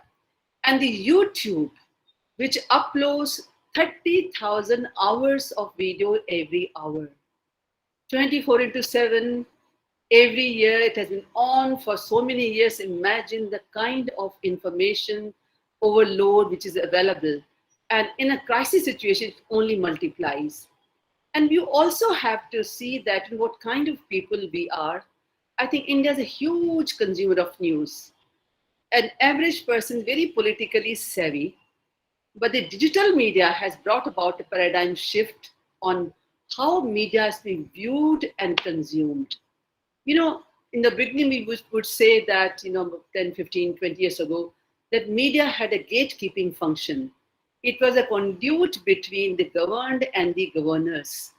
It was a kind of a democratic kind of a channel which would tell each one, and bring issues in the public domain. But with the social media now, you see that everyone who has a camera, who has a voice, who has an idea, can upload what we term as UGC, user-generated material content. And in a disaster situation, you find there's more of user-generated, content, UGC, than probably all the mass media, the classic media put together. People who are at the place of the disaster, when they send issues, when they send their, they upload their videos, we have seen in writing situation, after a couple of days, a lot of things surface and the whole story goes absolutely topsy-turvy. So we have to understand that we are living in a very, very different and difficult time. And media, on the one hand, informs us, communicates with us, gives us a lot of succor in terms of, bonding, in terms of reaching the succor to the people. On the other hand, the misinformation, disinformation, and also false kind of information also generates, because there could be grapevine, there could be gossip mongers, there could be, grapevine mongers. So all this put together makes a disaster situation very, very tricky. both for the institutions in charge of managing disaster and the people or consumers of news. Because whatever appears in the media, whether it's social media or classic media like TV, radio, it provides legitimacy to issues and happenings, that this has happened. अखबार में आ गया, television में देखा, किसने दिया, क्या उसको doctor किया, was it manipulated? An average person does not know. The normative about the media is that it must reflect as far as possible objectively the various perspectives on an issue of public interest, but the truth lies somewhere in between. So it is supposed to give informed choices to people, but media is not to be seen as a monolith. There are various genres of media, each one with a certain DNA. Within each genre of media, they're divided on sociology, which is the ownership, ideology, competition, and commercial interests. I was just watching TV today when they're talking about some Royce, coming for those army, Agnipath, appointments. So one of the English media said, came, saw, reported, and fixed on an issue, which means media has also started looking at it as an institution which has a political or a policy perspective, that we came, we saw the issue, we reported and fixed. Thomas Peterson is a very interesting writer in America. Anyone who really wants to understand, the media mind, it's very important to understand, must read 3 of his books, trilogy, which is, one is Who's News, Informing News, and Out of Order. So these 3 books are written in the context of the election in America, but you understand how media works. Because media, they would like us to believe that they are very objective, but absolute objective is absolute farce. Nobody can be objective when human mind, human pen is involved. So what does really resilience mean in terms of the media? Pankaj spoke about making it contextual. So I thought that resilience, if we were to define, is a psychological well-being, and it springs from feeling that one's work has purpose. So in the context of the media, the industry leaders now face the challenge of creating newsrooms where mental health case studies are as an accepted part of journalist toolkit as a notebook, tape recorder, microphone, or camera. That is how you have to make the newsrooms and the news journalists resilient. It's not an easy job to be a disaster reporter. Or, when you cover disaster, it's not easy, because it's very easy to criticize the media. There are always pros and cons. So it's easy to criticize media, the guys who have, put their life in the line of fire, then they're criticized, then they're booked sometimes for spreading false news. I mean, it's not very, very, very easy life for an average journalist who covers disasters. We saw that in COVID time, many got COVID and many died also. And some were booked, or many were booked in many parts of the country for spreading, quote unquote, false news. So over the years, we have seen that the definition of media has also undergone change. Now, even citizen journalists or anyone who has something to say, and we are 7.6 billion people in the world, and one or the other kind of media, when we look at the access and the, as the consuming of the media, about, if not half, 40% people have access to one or the other kind of media. If 40% people, even out of that, just 1 billion people, start writing something or start uploading something, imagine the kind of input we have, and they write and in a hope that someone someday, somewhere is going to read or watch what I have uploaded. And we do watch it, and we just made the world sans, geographical barriers. Now we don't live in countries, we live in a global village, in a global world. And you have to give a lot of credit to media. Thousands of years ago, India came out with the concept of Vasudhaiva Kutumbakam. We don't, give media the kind of, credit it deserves, but media has made it possible. It's American media, Indian media, African media, but media has made it possible, turned the country, the whole world into one kind of a village. The issues are no more, local or grassroots. The issues have become very global. That is how we see that in times of disasters, the aid and the succor comes from all over the world. So are we seeing media as a partner, collaborator?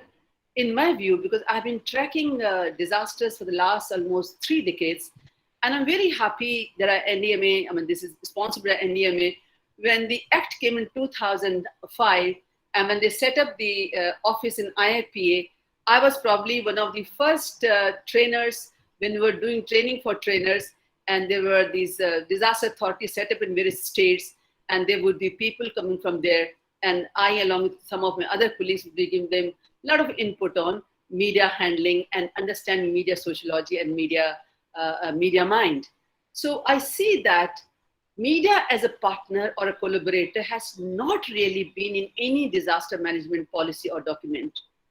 There could be, at best, there's a reference like generating awareness. So when we look at the Disaster Management Act 2005, currently, in fact, I'm editing the media and communication section of the International Handbook on Disaster Management, which is being brought in by Springer. So I'm privy to a lot of input which is coming from all over the world. And I had the privilege of studying disaster management acts and policies of many countries, including Japan, Sri Lanka, Bangladesh, America, and European Union. And I find it's not that it is something very unique about India. You generally don't find media seen as a partner, but only as a channel. That is the mistake which we are making. You cannot, an average person knows the world around him through media stimuli. So when you make media a collaborator, a partner like communities, other stakeholders, there would be a difference in how media behaves, and they have the ownership. They become responsible on how to cover news and what not to cover in disasters. So for those who have not probably read the Disaster Management Act, I'll just quote. This is in section 67, direction to media for communication of warnings. The national authority, the state authority, or a district authority may recommend to the government to give direction to any authority or person in control of any audio or audiovisual media or such other means of communication as may be available to carry any warning or advisories regarding any threatening disaster situation or disaster, and the said means of communication media as designated shall comply with such directions. Why are we giving directions? Why can't we just make them as an important part?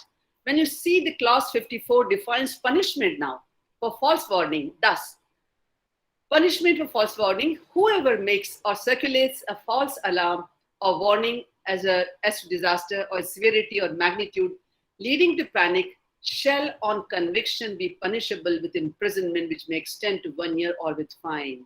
Which means, again, we are seeing media as an outsider which is capable of making a mischief. Media, as I said, cannot be seen as a monolith. As institutions cannot be seen as a monolith. We are making a mistake by putting all the media together. I recall before when the COVID struck in India, the Prime Minister of India is in the public domain. He invited more than a dozen editors of topmost media organizations and told them that there's going to be a huge disaster, and we all have to work together and be responsible in reporting. But unfortunately, what happens in a disaster is a catch-22 situation for the media. What to give and what not to give. Should they, show suffering, blood and gore or not? They have a very typical kind of a mandate that if they do not inform about what is happening, so they are not true to their profession. The DNA of the media would suggest that they must inform what is happening on ground. Some might be maybe doctoring, but an average media house, a journalist is bound by that kind of an oath and that also wants the authorities that also, they pull up their socks and they also do, but then it is seen as an adversarial kind of a situation when media is seen as an adversary and not as an institution which is trying, the thing that is only finding the fault. But it happens in a disaster situation if things are not good, not going good, and if they are just reflecting the pain and suffering of the people, as we saw in terms of the reverse migration. So you found that, I need not elaborate, it's I'm sure very fresh in your memory, and what really happened. So when we look at the laws and policies on disaster management of some of the countries that are vulnerable to disasters, we find that media is not considered as a partner or on board, but merely as a tool which is capable of aggravating a situation born out of a disaster situation. I have my media experience, research, academics, my books have most of the disasters covered. And in most of the books, what I do when I take a case study, then we deconstruct that disaster and see from both the supply and the demand side of information and what were the lessons learned, right from Bombay Bombay, siege to Delhi, bombing to tsunami. There's so many corporate, man-made, other disasters. So each disaster has been deconstructed to the T to see what really went wrong. So you find that it's a very difficult situation. But I'll be just winding up in a couple of minutes. You must take media on board. There can be no connect with the masses in general without the media that works as a conduit. Aditya gave some very interesting examples. He was even showing, how to save people, the triangular and all. But sometimes I feel that, it's all right to be talking about all these things. They're all excellent, experts, but that remains closeted in these workshops and all. There have to be public lectures, public engagement. I haven't seen, except it doesn't come anymore. A few years ago on the PTC channel Punjabi, I saw that there used to be some, 1 minute, 30 second, 30 second, there's ads which would say that in case of earthquake, you must ensure that your house at least has a big, dining table which is made of a thick, either a stone or it should not be glass, should be of a stone or maybe lakdi ka hona chahiye. And when you think that there's an earthquake, just go under that because things are going to fall on your head. But when we are trying to, we have the huge, now we have departments in many universities, we have the NDMA, we have the authorities, but we are not probably keeping aside any amount of money for capacity building and also for disseminating information, making the communities resilient. Because all that interesting things which you are discussing is absolutely scintillating, all the presentations. But are they going to the people who are the ones who would be facing the disasters? Certainly not. And we do not seem to have a media policy. Many countries don't have. In India doesn't have a media policy, which is available in the public domain. But from time to time, you do find advisories, generally from the Ministry of INB. So I'll just close by saying, which I read today in the social media, something very interesting. You said, remember TEA, which is chai. The principle of T is to be followed by authorities and media. T stands for transparency, E for efficiency, A for accountability. So trial by media, they put everything on trial, and on the other hand, this is seen as a reputation issue by the authorities. So it's a trial vis-a-vis reputation management, which is not fair at all, especially in times of disasters. So who will put media to trial? Given the deteriorating standards, we know that the standards have really deteriorated for various reasons, which I discussed: sociology, ideology, commercial reasons, and the fight for TRPs, the breaking news. But then media is here to stay. I don't think we can wish away media. I only feel and believe that media has to be seen as an institution, which is part of a society, which has to be taken on board in disaster management. With this, I'll rest my discourse. Thank you. Thank you so much, ma'am. Definitely a very good idea that we should make the partner, and so there will be accountability.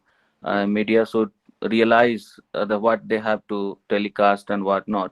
Sometimes, because of over telecasting, I can say, the people or the institution working in the rescue, they also face the trouble or situation, because one minute by minute or live telecast, they go for rescue operation and all.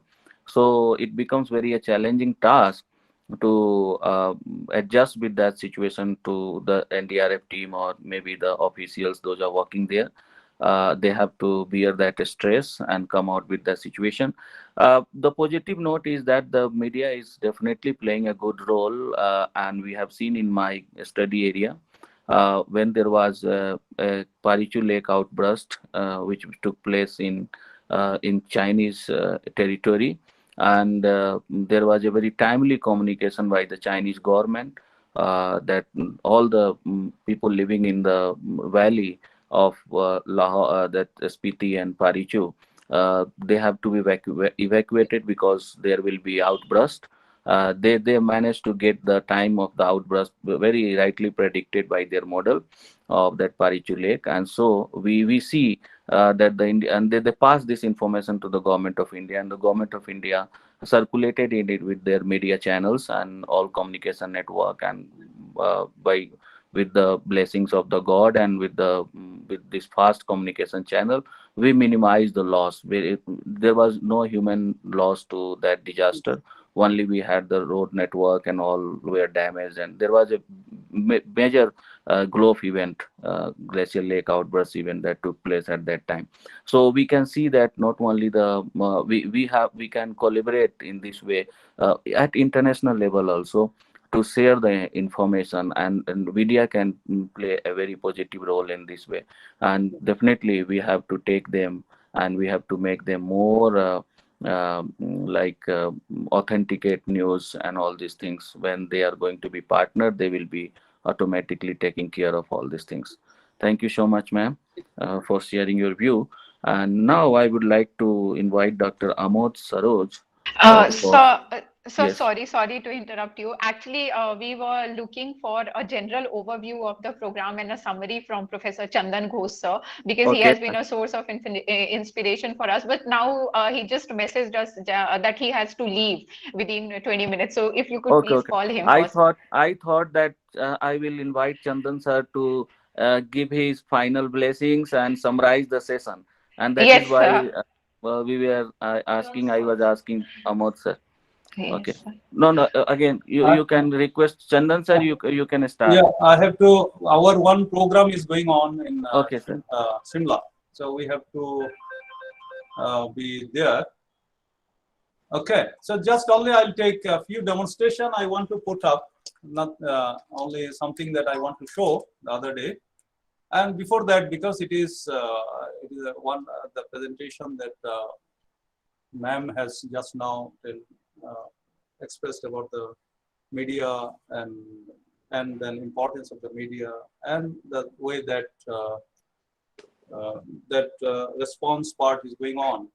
And I would like to show that if can I share slide? Yeah. Yes, I sir, you can can. share slide. Okay. Enter screen very quickly. Say that. Okay. Is the slide visible? Yes, sir. We can see your slide. Okay. Just few slides I'm going to show, and then I'll give 2 minutes demonstration. So one thing is fire safety, the way that things are going on. You know that fire guns are there, mists are there, fog things are there in Delhi, especially in the November, December, we can see. So what I want to say that now is the things that this kind of drone, which can be kept in a box, which can be switched on remotely also, and it will fly and it will do the job. These days, all of us, we are having smart cities are coming up, smartphones are there, and the kind of communication that whatever media has been showing, 400 plus media, and the kind of communication that we receive through various dedicated data, say data taking like NIDM is having, IMD is having, Central Water Commission that they are having, ISRO they are having, the kind of, especially the disaster related information that which are being delivered through scientific agencies and which are being coordinated. And Emergency Operations Center is there in the where NDRF headquarters is there. So which are in a nascent state, but we need to bring lots of current day-to-day technology to infuse into developing the multi-million-dollar that emergency operation, national operation center that is being established in the 4th floor that in NDCC tower. But just to make it, how to live with fire, because I want to just give something, how to live with fire. Means we think that when fire happens, firefighter, they should go there, isn't it? They should come, and they should come in right on time, and it is their job that they have to do. And you see that, so for that they need some equipment, some kind of safety tools and other things which are in market, which are available. So some of our fire stations, they are equipped with such kind of tools also. They can walk away through the fire so that they can reach to the spot that where they have detected. How to detect where fire is so much, like here it is a staircase is there which is burning. So we have the capability now to walk through the fire. It is the kind of safety things for the common people we do. Common people means you have to roll in, and you have to keep some kind of say wet cloth on the mouth so the smoke doesn't, because many of us die because in the fire because of the smoke. But thing is, look at from their angle that who has to go and douse the fire with the minimum possible time.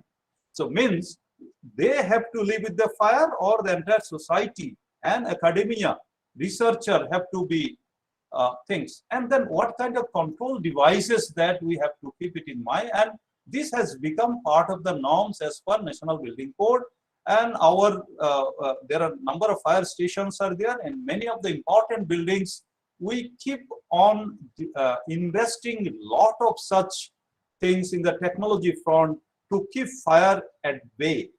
So then now look at how to live with fire is one thing, but how to live with smog.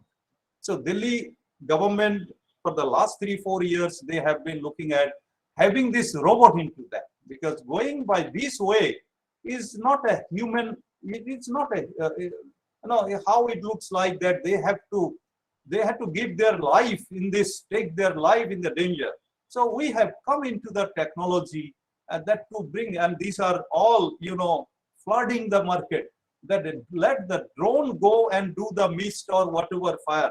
So there are certain kind of devices are there, even not going nearby. They can scan how many people are alive, how many are trapped, where they are trapped. Such kind of sensors, IoT devices are available. So in order to see that what kind, and then these are the things, the normal fire that, you have to have manual intervention. Means manually one has to take and open the bulb, and then you have to go there. And when we don't want such kind of risking the things, whether it is at home or office or wherever it is, at the same time, the innovation has come into now many of the offices and spaces. They are keeping such kind of firewall at different parts of the building, wherever there is a cases or possibility of fire, so that they can work 24/7. There is no manual intervention is needed. So these are also plenty, they are available. And many organizations, while making fire safety, they are keeping such kind of devices, which is quite different from keeping such kind of information, which has come in a different form, not this kind of conventional way of keeping fire, related things at thing. So in that case, now lots of disruptive technology. One is this, another is such kind of things which are not only cheap, affordable 24/7 that they can work, but also anyone need not to be in the office or anything. Anyone can put such kind of bulb which are in market available, fires, and then this can be kept in our day-to-day houses, even colleges, institution, wherever it is. And then there are many such videos that you can see that how they douse the fire with this kind of bulb, firing it, rather than maintaining such kind of, so much of investment that goes there in maintaining such thing. Of course, we have now different devices to maintain, where this fireball, if they are playing in different parts of the building or multi-story building, or even in the shopping mall, wherever it is, these are having some kind of sensors which can be placed with some sensor, and using those sensor, we are able to check that which fireball will explode, which are not, or which are in functioning conditions, and many things. So this is one kind of thing. Second thing is, you see that whatever fire that we see, these are the fire tender. Let us take advantage of putting the drone, the first photograph I have shown, to, while we have the ladder and other things, up to 7-story, 8-story, bringing them, you see the height where it can go. Well, our buildings are 50-story, 100-story. Then how to facilitate fire that happens, you know, in Burj Khalifa or some in Dubai also it has happened. In our country also, many more such incidents are happening. So our academia and researcher have to go and augment their thinking as well as research and dimension, that when we cannot reach physically by this kind of manual way, we can definitely reach here, maybe 100-story further using the drone or some other thing. And what kind of fire door protections and other things, these are all state-of-the-art of technology, that where it can keep fire at bay for 2 hours, 3 hours with guarantee. So such kind of things are there. And what kind of things can be done using drone? You see, you can map all these things, like for Miranda House, where we wanted institutional disaster management plan. So we have got the drone which can check each and every part, is as close as where leakage may occur, where this one is not in position. So such kind of survey, roof inspection can be done authentically with all details. Aerial views can be taken, site security, asset tracking, or redevelopment permits, where which building has to grow. Like in the Miranda House, where you can ensure that how many stories that you want to make. Now we have got that, and which has to be disaster safe. And in that case, what kind of light gauge steel structure that can be made. These are all being done. So what that advanced technology can do, 3D mapping or accident model, like in a particular road, accident happens. These also we can keep track on that. And then hiker safety, like when they get, and advanced, many such things are coming up, and many more our Indian people are working in this area. So we can take advantage of calling them here. So unmanned aerial vehicles, I don't want to go into that detail, but in the night also, camera means doesn't mean that I have switched on the light here because it is looking, I'm not facing this side. So I have put a light invested over here. So there are some infrared light. If fire incidents or any theft incidents are happening, it is 24/7 whether daylight is there or not. They are able to keep the surveillance on that. Such kind of cameras and such kind of software, such kind of instruments, these are all available. So then I want to say that the lack of measurement science, including knowledge, standard test methods, methodologies to interpret the test result. Drone can do many things, and validated predictive methods form a substantial technical barrier to the development. And let us see that introduction of the innovation in fire protection involving materials, building design, and technology. This is the first part I wanted to show. And then I want to bring, these are lots of material flooding the market, where let us not only that firefighter will go, or from the NDRF response team, people only will be responsible. Let us not make all this kind of policy. Each and every one, we know that in our websites and everything, all these materials are available. Any person, anyone can know that how they are being used for firefighting and other things, or for that matter. Now, taking dust by ownership. This is where 2 minutes I want to take for demonstration. That taking dust by ownership. How ownership has not come, because we know that this cloud tech company is there. Our municipality, they have bought it. So they are moving here and there. Even now also you can see. Things started in November. Let us not make a mockery of this thing. But situation has forced us to go for such kind of things, to save the lights from the fog or smog or other things. And the kind of things that which is going on with the investment that has taken place and carrying these things at all these places, it is one of the active way of taking or dealing with the dust. We cannot avoid that. I will show now the another one. That let me close this one, and I'll show here that okay, stop presenting. Let me come quickly. We are in a hot, and almost many of us, either we are not able to afford AC or AC bill or services that required, or putting up an AC in a kind of closest or in a kind of environment that which are not affordable feasible. But many of us can afford to keep a very sophisticated, cooler. Cooler needs, some kind of, it needs a net, and net is conventionally made from a biological material, which may be wood, while flying these are there, or even grass which is being dried up. But how about look at this one? This one, you see, this one can be a substitute, and this is available in the market, not even 10 rupee. Not even 10 rupee. We can buy those, with a liner or something from the market, that which are available plenty wherever cooler shops are there. But those are biodegradable. Mind it that in order to control that, MCD people, they used to make a survey, door-to-door survey, before monsoon starts. Before monsoon, so that mosquito or encephalitis or something, dengue doesn't occur. But this kind of material, these are detachable.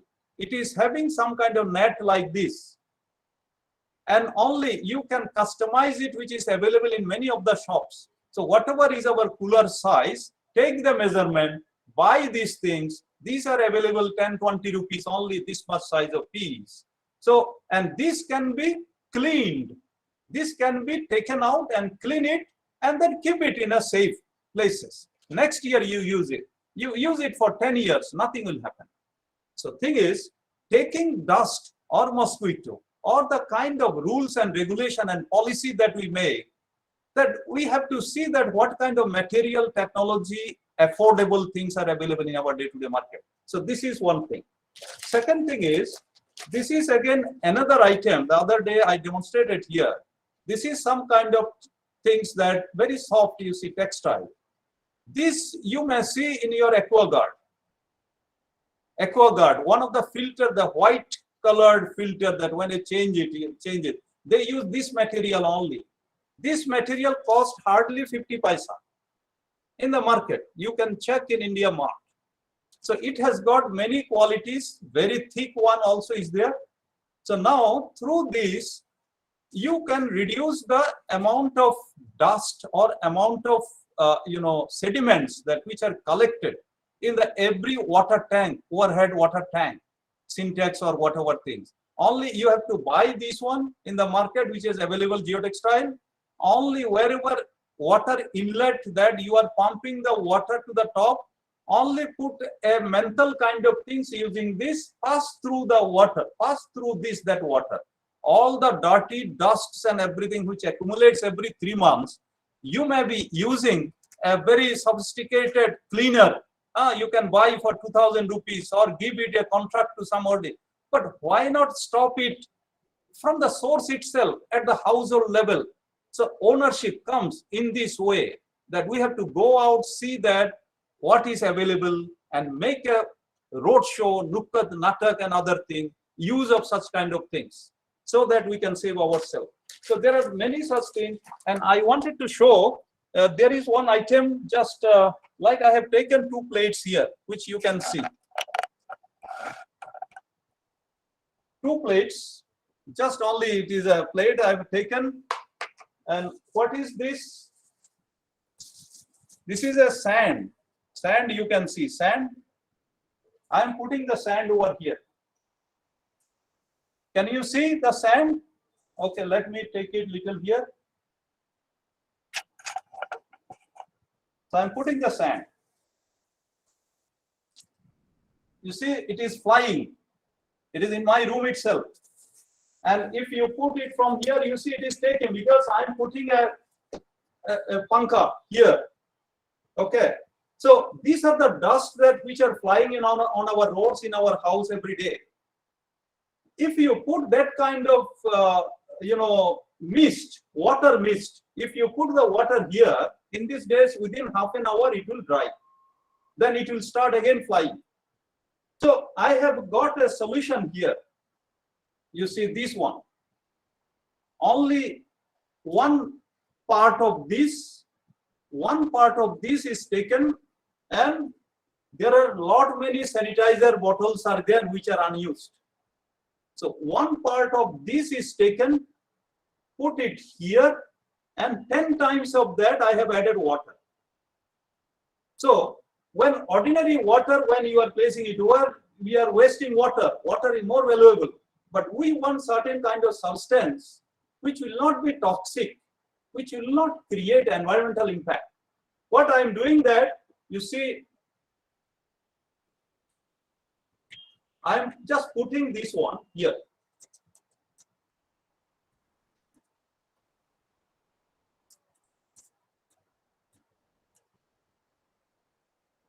So when I am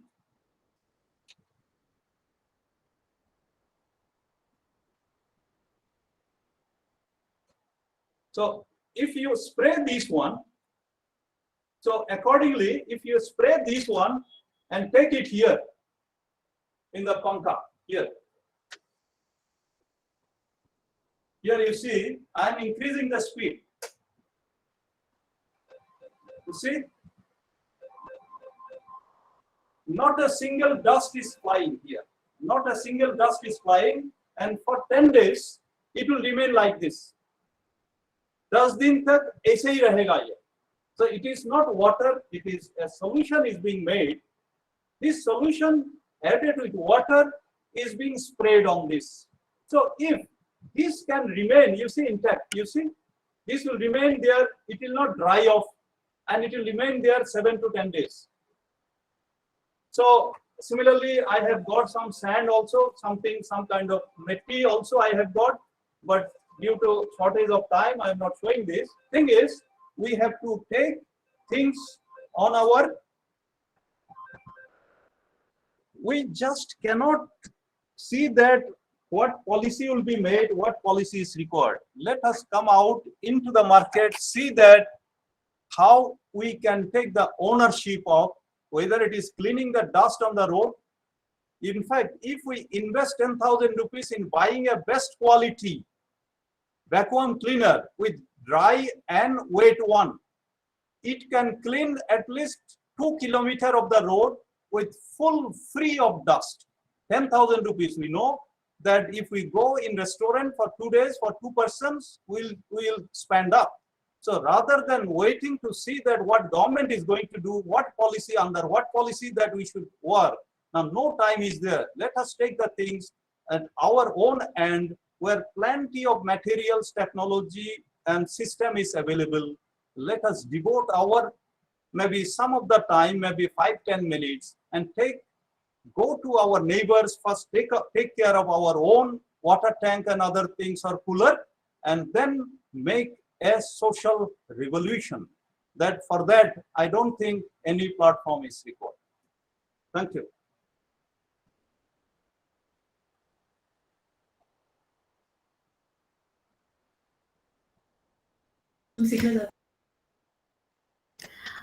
Thank you, sir.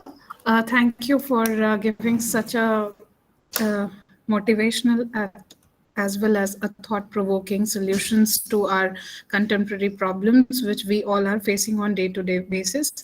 Now I would like to call upon our next speaker, Amod sir, for his deliberations. Thank you, sir.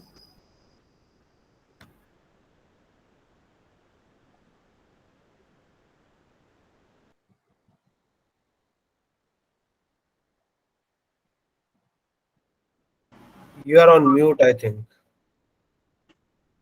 Sorry. Thank you so much, ma'am. Thank you, Pankaj sir, Sipra ma'am, Adit sir, Jasri ma'am, and you all provided me a such kind of platform to share some medical prospective views. And basically, Pankaj sir also very nicely explained all the topic in disaster management. But I would like to say, Chandan sir summarized in a one line, which is written in a medical terminology. They shown all moderated and all things. Prevention is better than cure. किसी भी चीज को होने से पहले अगर उसके लिए हम काम कर लें, वो हमें बचाता है हर चीजों के लिए. तो suppose that fire fire disaster हुआ या अर्थक्वेक आया, कुछ चीजें हमारे हाथ में नहीं होती, लेकिन जो कुछ चीजें हमारे हाथ में होती हैं उन्हें हम बचा सकते हैं, जिसको चंदन सर ने वेरी काफी अच्छे तरीके से उन्होंने दिखाया. तो बेसिकली मैं मेडिकल प्रोस्पेक्टिव से कुछ चीजें शेयर करना चाहता हूँ. Basically we have a 4 pillars. First of all, our public. Second, NDRF team, government bearers, government officers, and media personals, as well as medical personals. We should know about all medical perspective. If we hold our nerves and just think about what is the medical emergency, whether medical emergency to unnecessary make the quest, just hold the nerve and know how to manage it. Just the 60 minutes is a very important in every troublesome conditions. Generally, we should know about the few terms like start. We should know about ABCD. We should know about the basic life support system. Basically, what start is a simple start, triage, or rapid treatment, in which we should know about the color coding system, basically triage system. First of all is the first local site. If we categorize the people who already injured or already we want to save the life of the victim, we had a codes like black, green, yellow, and red. So we should call to the emergency or nearest hospital. We try to save the victims or try to save the patients or live persons. So first of all, we should label the green. If green is means he's a patient, he's a kindly he's not a medical emergency, not needed medical emergency, and tag and some sites. If someone having a yellow fractures, bleeding, hemorrhage, so we can tag and tag the yellow and send to the nearest hospital for need the medical equipments or any treatment which required. Label the yellow means sorry, red.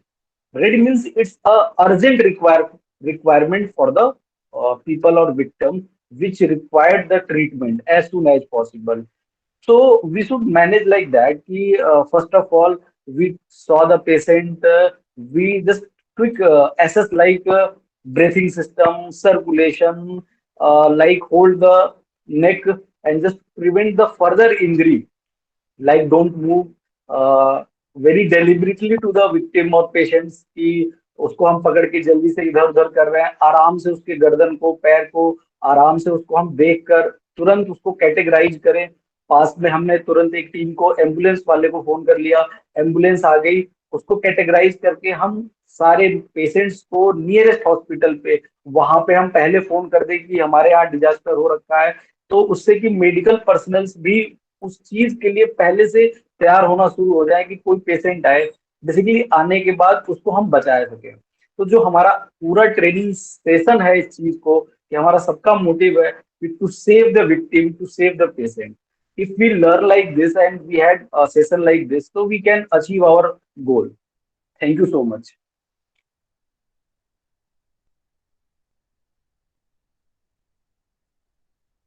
Thank you, sir. Thank you for giving in a very comprehensive manner, but a very vital information that how we can use different codes to identify so that we can prioritize the intensity of the damages. Thank you to all our eminent speakers for not just invoking the sessions, but also giving a valuable and enlightening us with indeed we are privileged for such valued and knowledgeable experts. Now I would like to take the question answer session, and also we have got some beautiful comments which I would like to read. One which has been given by Professor Dr. Manavalan, who writes, it was an amazing presentation are made in these 3 days online training on disaster resilient built up infrastructure of the institution, focus on earthquakes and fires. Day 3 sessions by resource host by providing their brilliant task. Immense thanks to the resource speaker and huge thanks to organizers, SESDM and MHC, University of Delhi and NIDM New Delhi. We have made brilliant organization arrangement and the outset. It is made to be the majestic success. Thank you, sir. Thank you for motivating us. And now I'm looking forward to the audience for putting up their questions. You can post your questions in the chat box.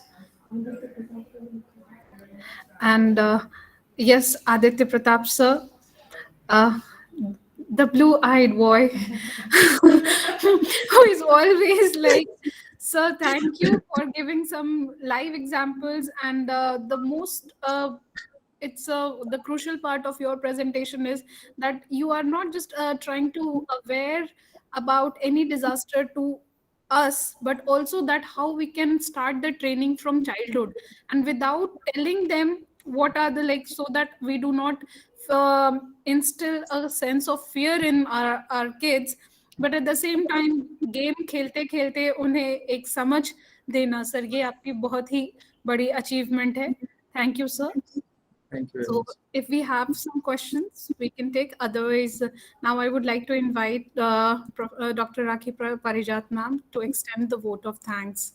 Thank you, ma'am. Please, over to you. Yeah, you sure there are no further questions? No, ma'am. Okay.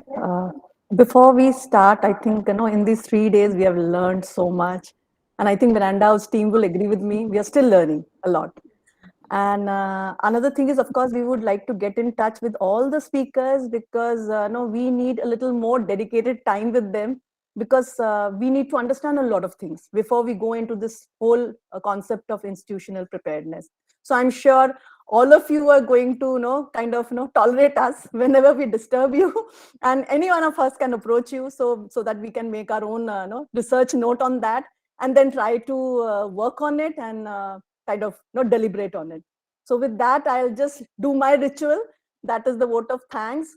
So anyway, I forgot the good evening. So good evening, everyone.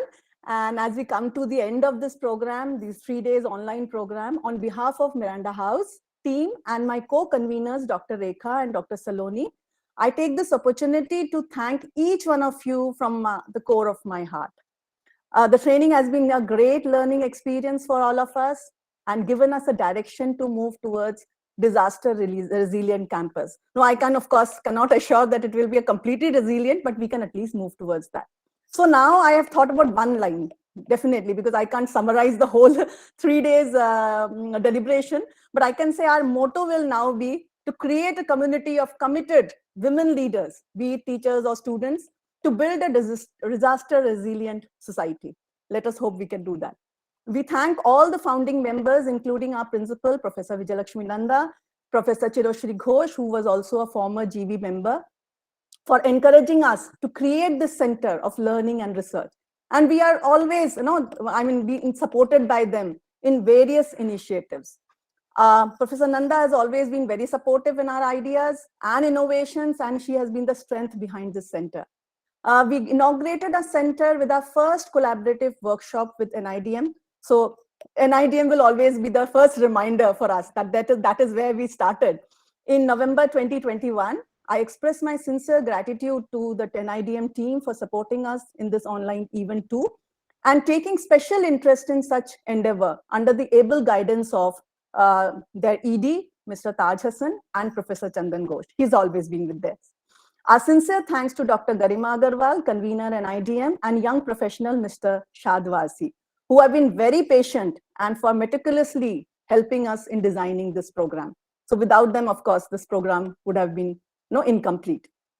We also extend our thanks to all the speakers and resource persons, starting from the first day, Professor Chiroshi Ghosh, Mr. Aslam, Dr. Rakesh Arya, Dr. Hari Kumar, Mr. Shonak and Arvind in today's lecture. We would have actually wanted a long session with you, but unfortunately, because of the whole arrangement and the limited time, but we would definitely look forward to your, your inputs for the safety of our building and fire security.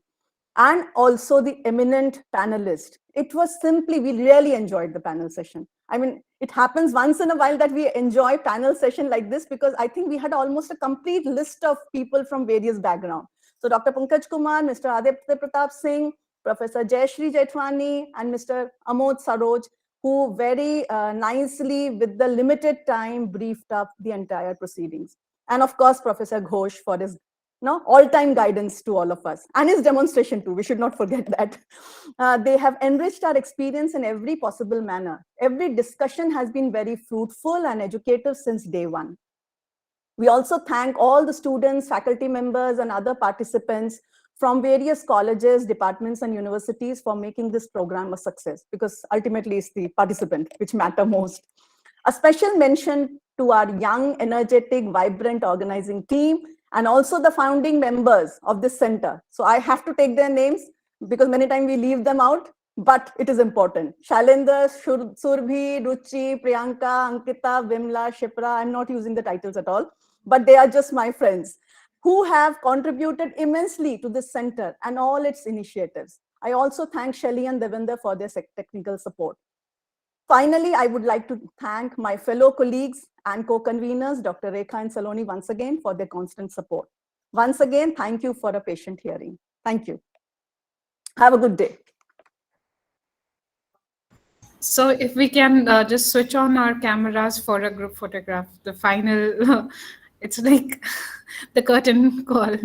The camera is on for all the participants also now. क्या आवाज नहीं आ रही?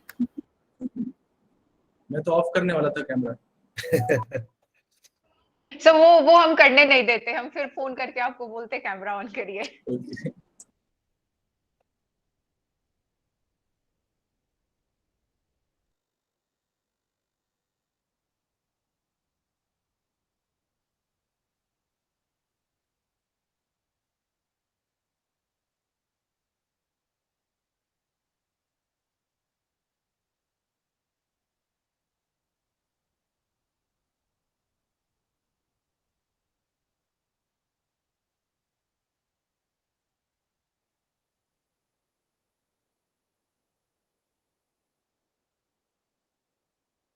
Okay. Okay. Thank you, sir. Thank you, everyone. Thank you, everyone. Thank you very much. Good luck. All the best. Thank you everybody for joining in. Thank you.